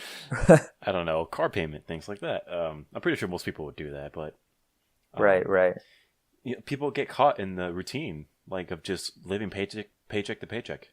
They don't really like think about other projects or how to be innovative in terms of improving your socioeconomic life. Yeah. So, yeah, a lot of people just get in that dead end job and they just work 9 to 5, get that paycheck and do it all over again every week. Yeah. Big problem with this is, it could also breed laziness. If you're going to get paid $1,000 a month, you might just be like, well, what's the point of working? Why should I go and work at, JCPenney's or free money, McDonald's or something like that? Now, here's the thing, right? That job that person is considering dropping might not even be there anymore because it's taken over by robots. So his rationale kind of does add up a little bit. It's just, here's the essential concept, okay? And I'm going to I literally just had a light bulb right now click in my head, okay, about why this could potentially work, okay? Mm-hmm. Here's how economics works, okay? Generally speaking, when an economy grows, let's say 2% per year, and we're talking real GDP growth, okay? By the way, he also wanted to replace GDP as a statistic, a measurement. And he says we can have much better statistics to help us accurately determine how our economy is doing. GDP is a different type of indicator. And I guess it doesn't really capture the full picture, like environmental conditions, health conditions, that sort of thing. But anyways, I'm digressing. So the way this can work is, remember, a priority of an economy when it grows is to be able to provide more goods and services to its people at a cheaper cost while allocating resources efficiently, using resources efficiently, right? Now, capitalism has, the free markets have typically been the best at this. They provide the goods that the goods and services that the society demands at the cheapest cost possible, and while also allocating resources efficiently. Those are the three things that Adam Smith talked about. Okay, the Economist. Now, as the economy is growing, what happens is this concept called the economies of scale kicks in, and every excess unit that is produced, it becomes cheaper and cheaper as you scale the business and you grow the business, right? So to produce one car might cost a lot more than per unit, let's say, than to produce 1,000 cars in that same factory. Okay, for various reasons I'm not going to get into because that's just complicated economics. But the idea is, over time, an economy will grow so much that people will barely have to work, and they're going to have access to all these goods and services. The examples I can give are people today, even at the poverty line, live like kings compared to, people who used to live 500 years ago or 400 years ago or even 300 years ago. Okay. In the 1950s, only 1% of households had televisions. They couldn't afford it. Right, and now even people at the poverty line have televisions. The internet, all this kind of stuff, free flow of information. These products and these goods and services are getting cheaper and cheaper and cheaper. Now, as the economy grows, eventually we're going to get to a point where people do not have to work as much. They're not going to have to work as much to produce things. Why? Because machinery helps them. And in this case, machinery within the next 11 years, in Andrew Yang's case, or what he's saying, is that it's going to help so much that the job is gone. The robots will take over, the machine will take over the entire job by itself. AI will help it out. And so what do you do with all the wealth that was created and all this work that you have that's being done by these robots? What do you do?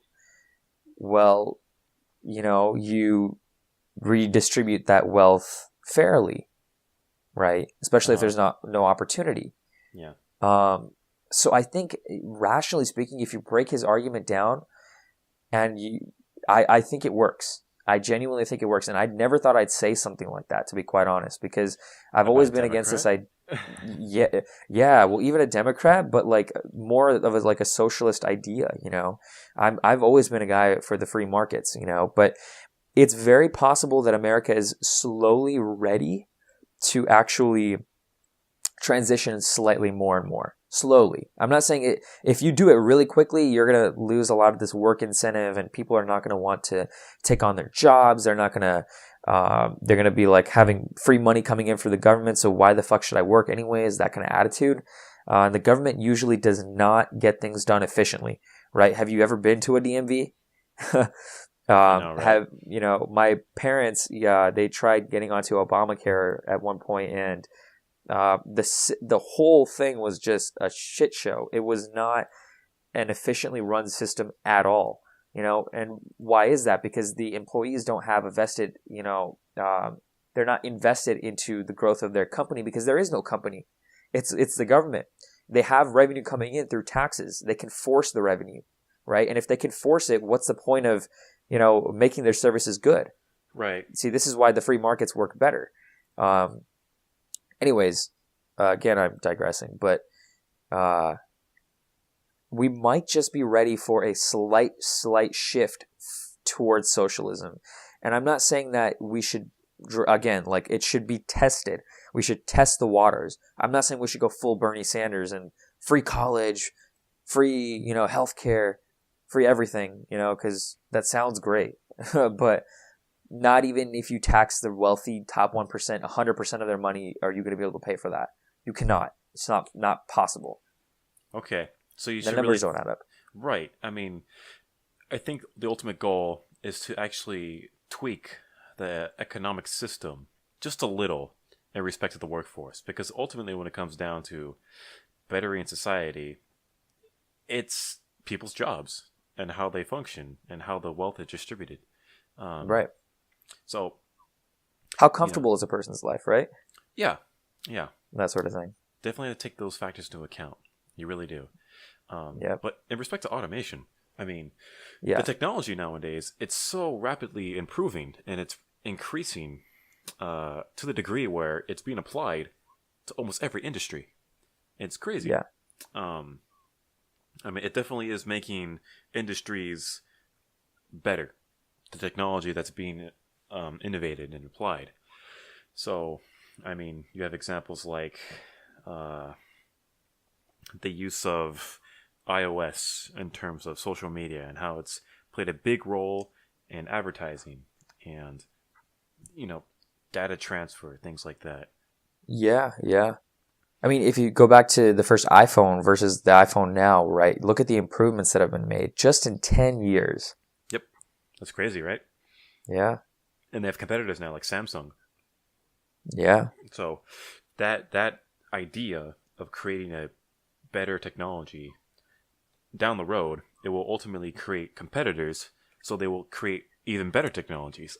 So that capitalist idea of a free market, it's a good thing for the economy in general. Yep. But the sad thing is, people are going to have to work they have to work more, right? But when they work more, they get more of a reward. You see, that's the thing. Well, that's how Netflix dominated the streaming service, right? So they I think I don't know if they're like number one, but they're definitely up there. I mean, they got Are they the ones responsible for shutting down Blockbuster and Hollywood Videos? Oh, I'm sure. Oh Okay, yeah. so definitely they decided to put more work into their services and provide a, you know, a streaming platform, which eventually knocked out other companies. But nowadays, everyone uses Netflix. It's a very enjoyable, Convenient. convenient, and quickly accessible platform.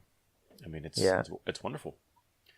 So Oh yeah. technology really is improving a lot of things. Yeah, And I mean, take a look at I took a real estate class back when I was in college, and my real estate professor was telling me, or telling the class, that if you look at the examples in history, right, like Xerox, the company Xerox went bankrupt. Nobody thought Xerox was going to go bankrupt at that point. Like, everyone was like, dude, it's Xerox. Like, who's going to outcompete them? Technology came. Dude, technology came, and rapidly. There was a guy, an economist, his name was Joseph Schumpeter.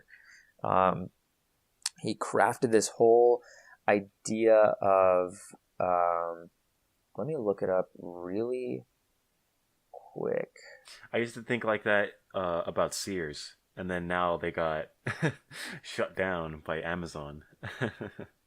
Oh, yeah? Crazy to think about, yeah, because Sears has been around since like the 40s. Yeah. So Um, it's crazy. he had this whole idea, by the way, Joseph Schumpeter, of creative destruction, and that's the driving engine that drives capitalism, right? And he's referring to technology and innovation, right? Because you're being creative, it's innovation, Yep. and you're destroying the old technology, right? But with the destruction of the old technology, what happens is companies go under, they go bankrupt, they die out. And what happens? People suffer because their jobs are lost. And then people don't talk about that suffering because, well, they have to transition. Like, sucks to suck, man. Sorry, your job was lost. But that's the process of capitalism. It's ruthless. If your company doesn't perform, your competitors will outcompete you. The society will pay them instead of you because your product sucks, and you're going to be driven straight into the ground. And so it's a ruthless competition, right? But that's what in terms of morality, that's where people don't like it. People don't like that. But the side effect, the benefit of that long term, look at it. Look what happened, right? We became the world's greatest economics powerhouse, by far. So. No one can deny how, this idea of the capitalist system and market produces the best, right? It's always Results. producing results, and it's always producing products that people will actually use and benefit from. So Yeah. when I hear people talk about how they lost their job to like automation, or that they just don't like the robots or the AI, I always wonder. Well, I always question that because it's like, isn't that better for the market in general? I mean, they're Yeah. increasing productivity. I mean, you're just mad because you lost your job.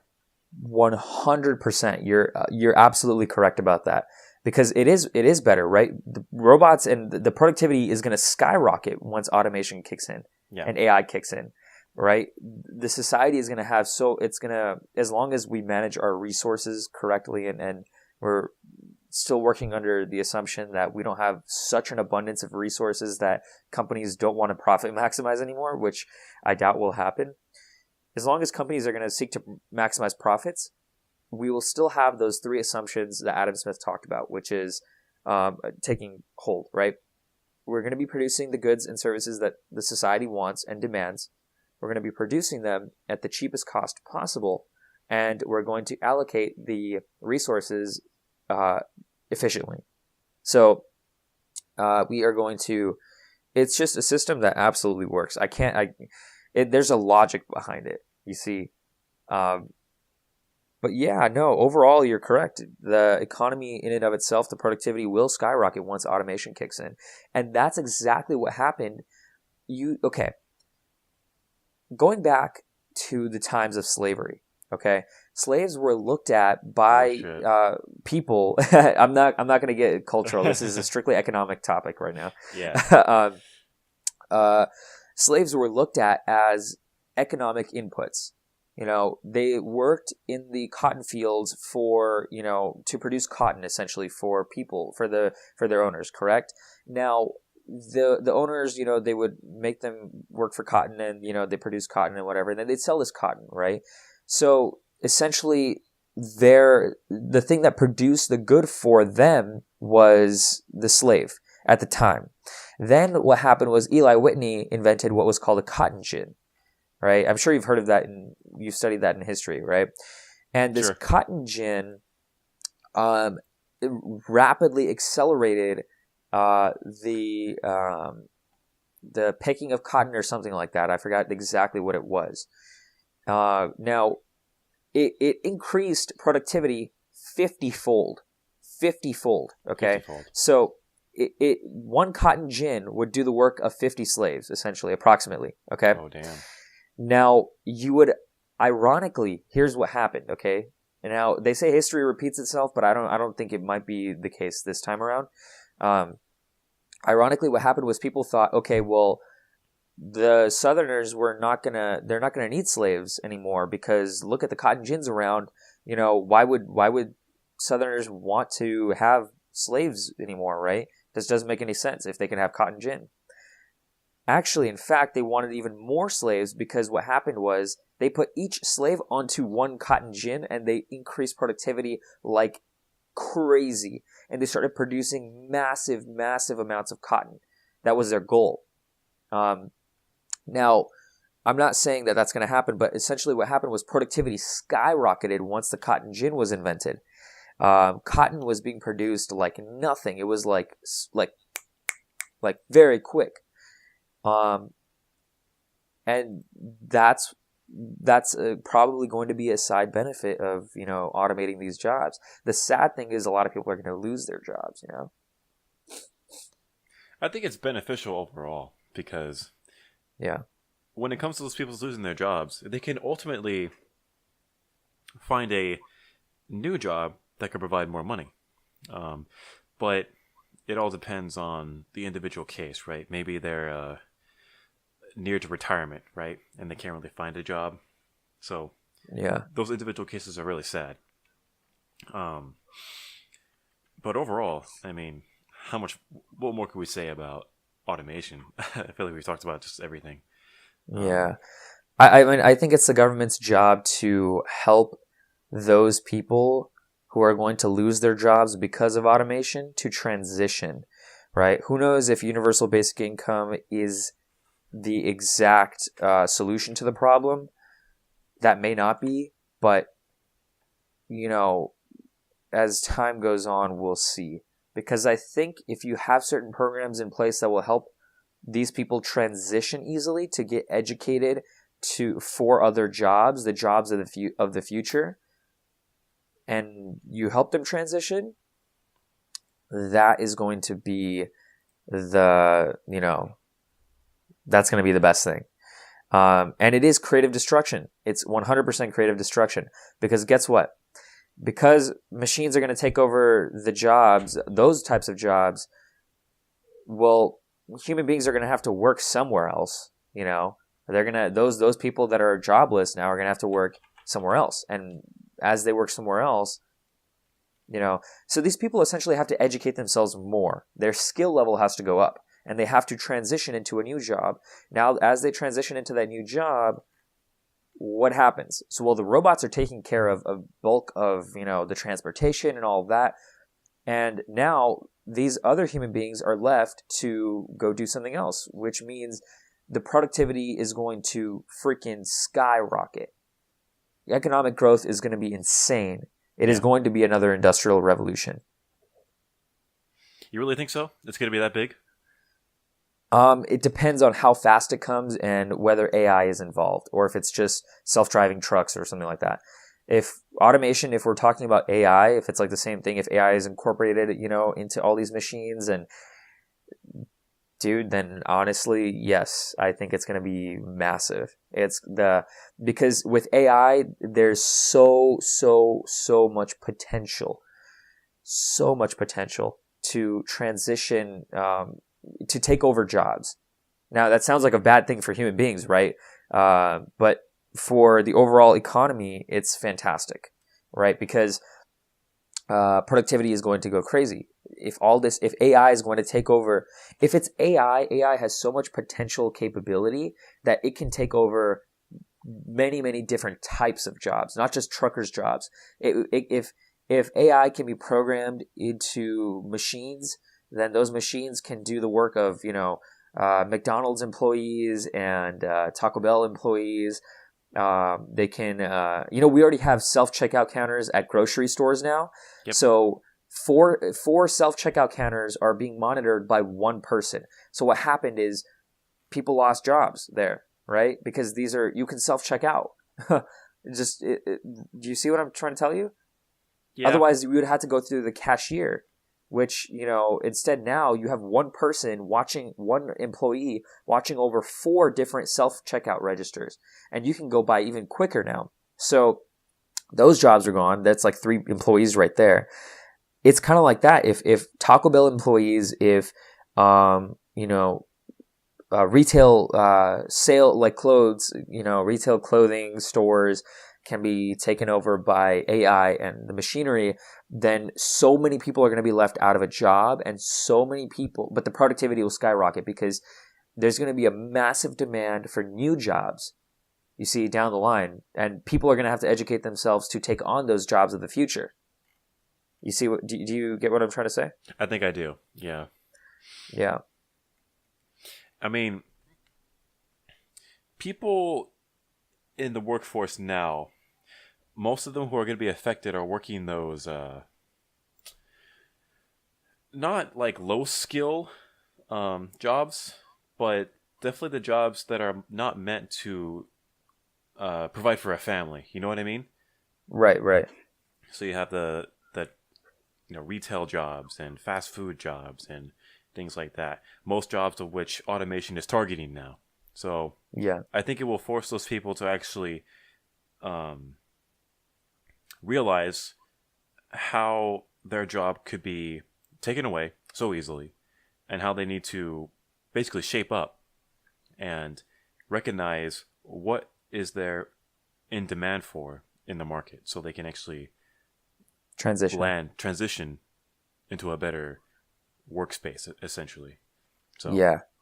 If technology is going to increase very quickly, it's going to be chaotic.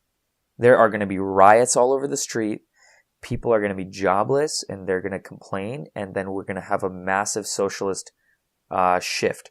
I promise you, that is the trajectory. If this thing comes very quickly, in my opinion, to prevent that type of let's say AI comes in very quickly and takes away a crap ton of jobs. A bunch of people are left homeless, or not homeless. Jobless, and therefore potentially homeless. And what's going to happen is there's going to be massive unemployment. Okay, there is going to so number one, massive unemployment. What's going to happen with that? The economy will crash, or it will stay lower. Right? People are not going to be as willing to spend. Politicians are going to create and devise platforms to solve the problem with their solution of the time, which is going to be a massive socialist shift, in my opinion. Because unless there is going to be one politician running on a platform where this politician has the idea of how to create tons of new jobs that require only human beings, that robots cannot do, or AI cannot do. You see? If that potential candidate does not come forth, or there are no solutions to create new jobs for the future, then what's going to happen is we're going to have to shift towards more of a socialist, more redistributive program. Because too many people are going to complain about how it's like being jobless, right? And that's just immoral. It's like it goes against a lot of morality to leave those people hanging. You can't just do that, but Yeah. yeah, that's what's gonna happen. Very complex. It really is. I mean, we're no experts. We're just thinking about certain concepts and what could happen, things like that. Yeah, potential possibilities. Potential possibilities, yeah. It's getting kind of late. We are now almost at 2 hours, actually. Yeah, we just hit Um, the 2 hour mark. that's it, yeah, right there. I mean, how long do you usually want these episodes to go on? Just like whenever? There's no time limit. I mean, yeah, as long as the conversation's not dying down, I think about 2 to 2.5 hours is good per episode. Oh, yeah? Do you think the conversation is dying down now? We can end it right now, I can tell you, because I mean, I've pretty much said my piece. Oh, yeah? Well, I mean, I don't have much more to say about automation in respect to the market. When it comes to economics, you're pretty much the expert here out of the two of us because I don't do a lot of research. Um, Right. it's a lot of terms to get used to, and it's kind of a whole nother language, to be honest. And I think most people, when they hear the word economy, they're like, oh, okay, it's going to be a lot of stuff I don't know, and he's going to talk Yeah, about it. yeah. It's so complex, especially in the American system. Right. It definitely is. It takes time to get used to. Yeah, I think other countries do it very differently. So China, their economy is... How is theirs different? I'm not too sure on the... So that's a good question. I'm not too sure how they are today. They claim that they're not really communist anymore. Oh, which do you know what that is exactly, or should I explain for the audience and you? You mean that's their government system, right? The Right, their communist. political system, political slash economic system, where everything is like controlled by the government. Um, a government will assign tasks to certain people and tell them, hey, you have a certain quota to produce this much of a good every single day, and then we will collect this good and we will redistribute that good equally amongst the population, essentially. Now, that's how it was in communist China and communist in Soviet Union back in the day, right? Or that was the rough idea. But I'm not too sure how China functions now, the economy, to be quite honest. I don't think it's exactly communist anymore because they're rapidly growing. They claim that they're not. Some parts of the government control are still really there. The government still has a lot of control, by the way. They do control a lot. But that being said, I think they have allowed for more freedom to pursue business opportunities in China and things like that. I'm not too sure about it. I would have to do more research on that before I can tell you 100%. But I think they're transitioning into more of a capitalist type economy, which is proper for them. That's the stage that they're at. You see. Yeah, I think it's a type of system that's very controlling. I think Yeah. nowadays in China because there's not really. Do they have rights over there? I mean, They like we do. do not nearly as much as we do. I'm sure. Okay. No, it's nothing like the U.S. I think probably more so now. I think they got rid of the one-child policy. Um, Speaking of which, India is supposed to surpass China's population by I think 2024 as the number one populous country in the world.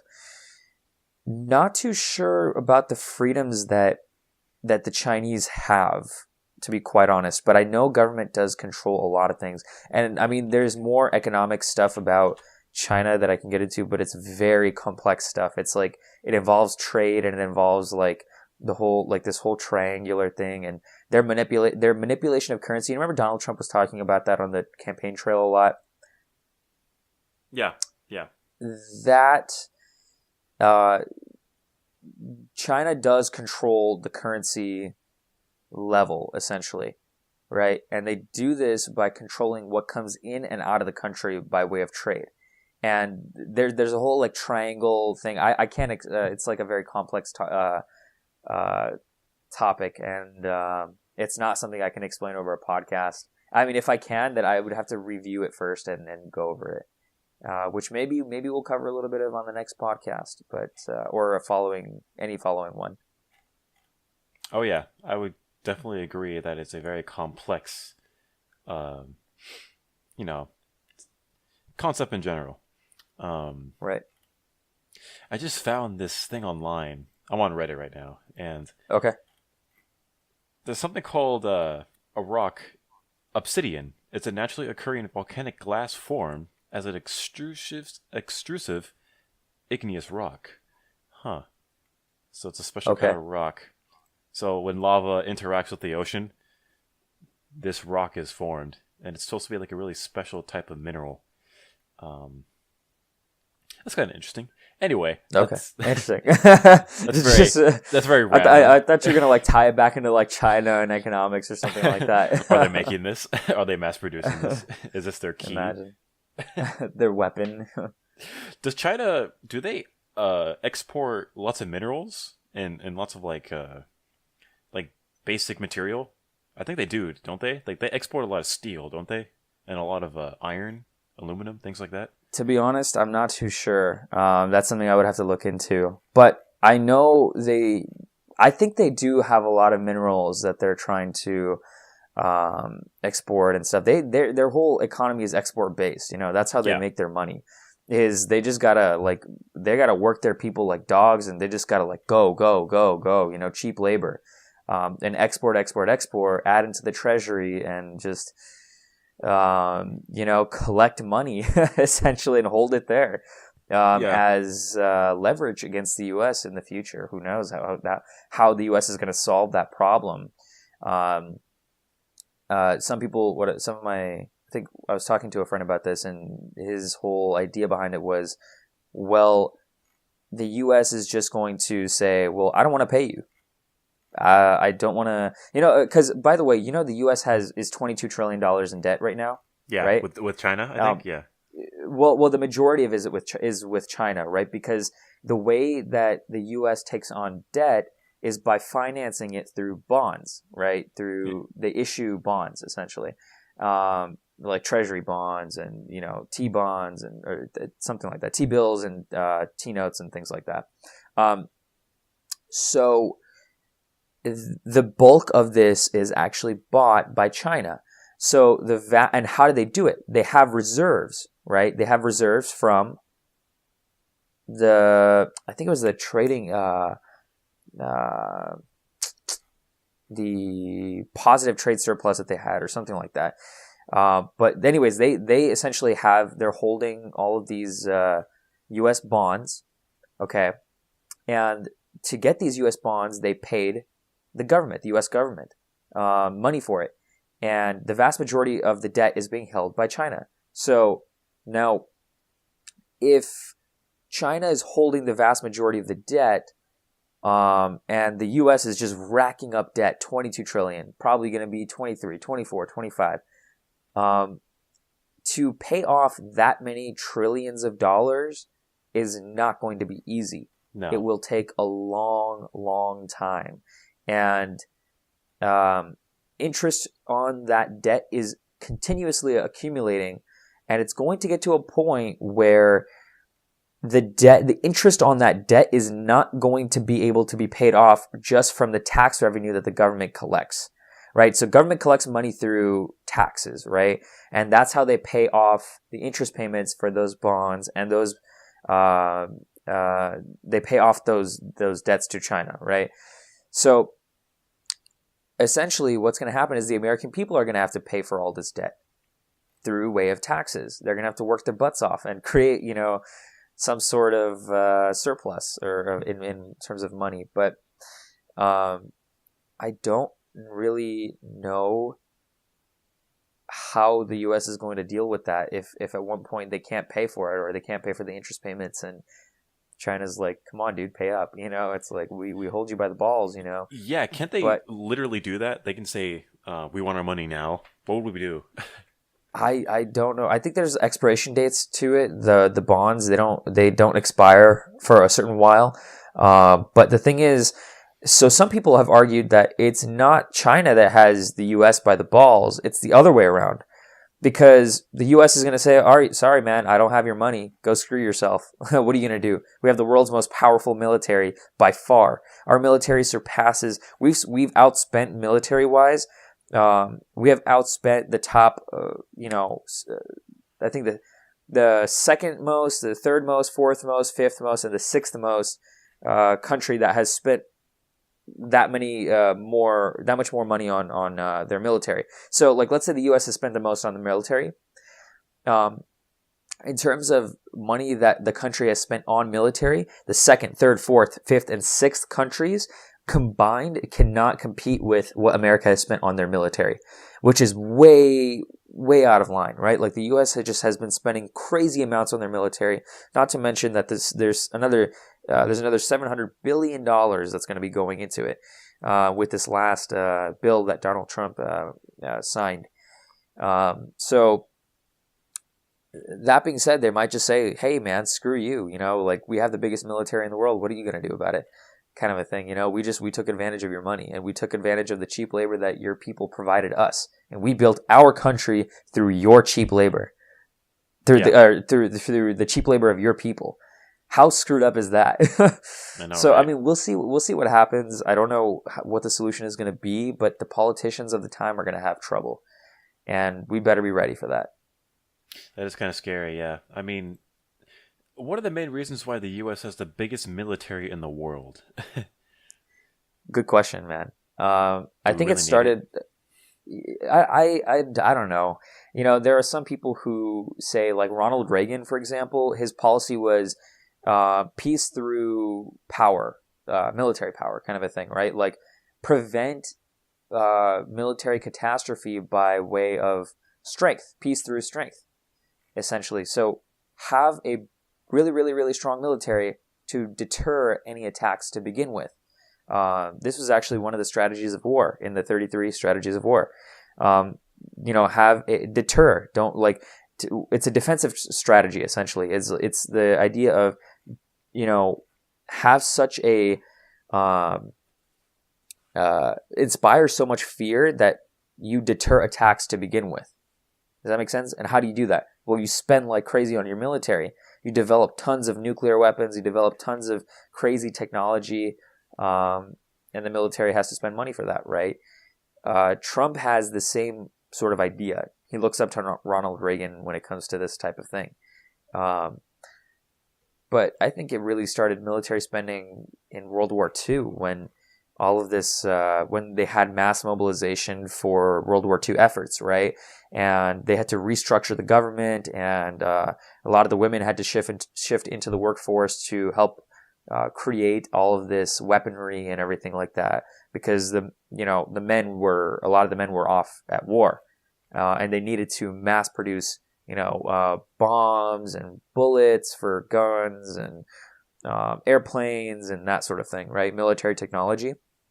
I think ever since World War II, military spending has just skyrocketed, and it's not stopped, because the military is a good chunk of why it is a good reason for why nobody will screw around with the U.S. Does that make sense?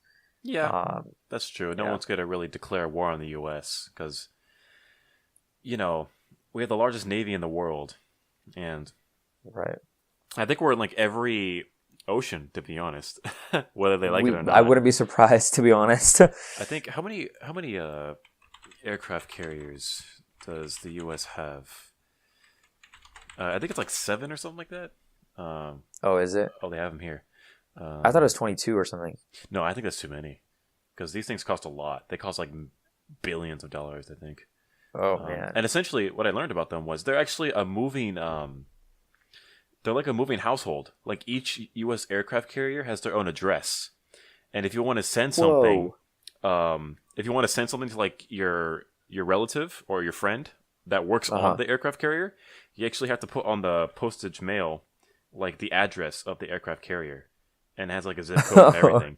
And then I don't know how they do it, but they send it through by boat, and I think by helicopter too, or by air. but they essentially track down its coordinates and they actually send the package. But these things are huge. Yeah. I think they have operational right now. How many? They have 10. I think that says here. Yeah, they only consider 10 to be operational right now. Wow. And they're constantly in use, like around the world. And I think there's 2 off the coast of China. Okay. Oh no, there's 2 off the coast of North Korea, actually. So that's how much they're prioritizing military presence outside of North Korea. They actually put 2 aircraft carriers in front of them the whole time, just in case things get a little riled. But yeah, it's crazy. That to makes think sense. About. I mean, you know, these things are no joke. They're like the Star Destroyer of our current day. Star Wars joke right there. But yeah. Seriously. Oh, dude, we should cover North Korea on the next podcast. North Korea? What? They're nothing. They can't do anything. What are you talking about? Oh, that's up for debate, man. I think Trump is actually meeting with Kim Jong-un and I think tomorrow, wasn't it? Or the 22nd? Today's the 22nd. They're just going to hang out, have a couple beers. Yeah, I think it was in Vietnam or something like that. In Nam. So, yeah, we'll see how that goes. I mean, his first meeting was a shit show. Everyone was talking about it. Really? The whole world was watching like, oh my God, we're about to die. Fire and fury. Oh, yeah, I remember that. Yeah. We will attack with fire and fury. Yeah, seriously. Do not mess with us. It's like, whoa, dude. Yeah. You have a button, we got a bigger button. It's the best button. Seriously, man. People are freaked out by that. They're like, dude, are you kidding me right now? You're threatening world war by saying you have a bigger button. Yeah. than this other guy who you don't know how crazy he is and how much of a crazy dictator this guy could be. Speaking of which, did you know that all the dictators around the world have actually read Mein Kampf, which is Hitler's book on how to be a dictator? On like they use that as like a certain part of their platform for being a dictator. Oh, really? Yeah, like Saddam Hussein used it. It's like the guideline. I forgot who else. But, how to be a dictator. Seriously, like they should just title it "How to Be a Dictator." Yeah, 101. Yeah, that's kind of scary. Hitler's like the professor. He's like the all right, class, take a seat. You have to kill this many people for next attendance. Oh God, here's your assignment. Here's your assignment. Starve your entire country. Oh my God. That's crazy to think about, though. How they just... This is what Hitler did. We're going to do the same thing. It's sad to think about. Dictators in general. Yeah. So, I guess we'll call it an episode. Yeah. It was good. Episode 6. Wow. They're going by quick, man. Going by quick. Yeah, they are. I mean, by the time we'll have probably 50, maybe even 100. Seriously. I mean, if we keep it up at this rate, yeah, within a year we'll probably have 100. Yeah, two per week. Yep. Yeah. It's crazy to think about. But yeah, I mean, thanks for listening in. Join us next time. Alrighty. Take care. Personal podcasts. Odyssey. Yeah. Yes. Not Audacity. Odyssey. Odyssey. Look us up on multiple platforms. I don't know which ones. Parth knows how to... Oh, yeah. So we're on Spotify. We're on Apple Podcasts. We're going to be on YouTube soon. Yes. And pretty much any relevant podcast setup, like Google Podcasts, most platforms. So you can just take a look. And we might just have a list of the different stations and platforms that we're on. But for the most part, all the relevant ones we should be on, and look out for us on YouTube soon. Yeah. I mean, we're going to be starting YouTube very soon. Hopefully that will give us a lot more traffic. Yes. So yeah, we'll see where it goes from here. Thanks for listening in. Awesome. Okay. Goodbye, everyone. Bye.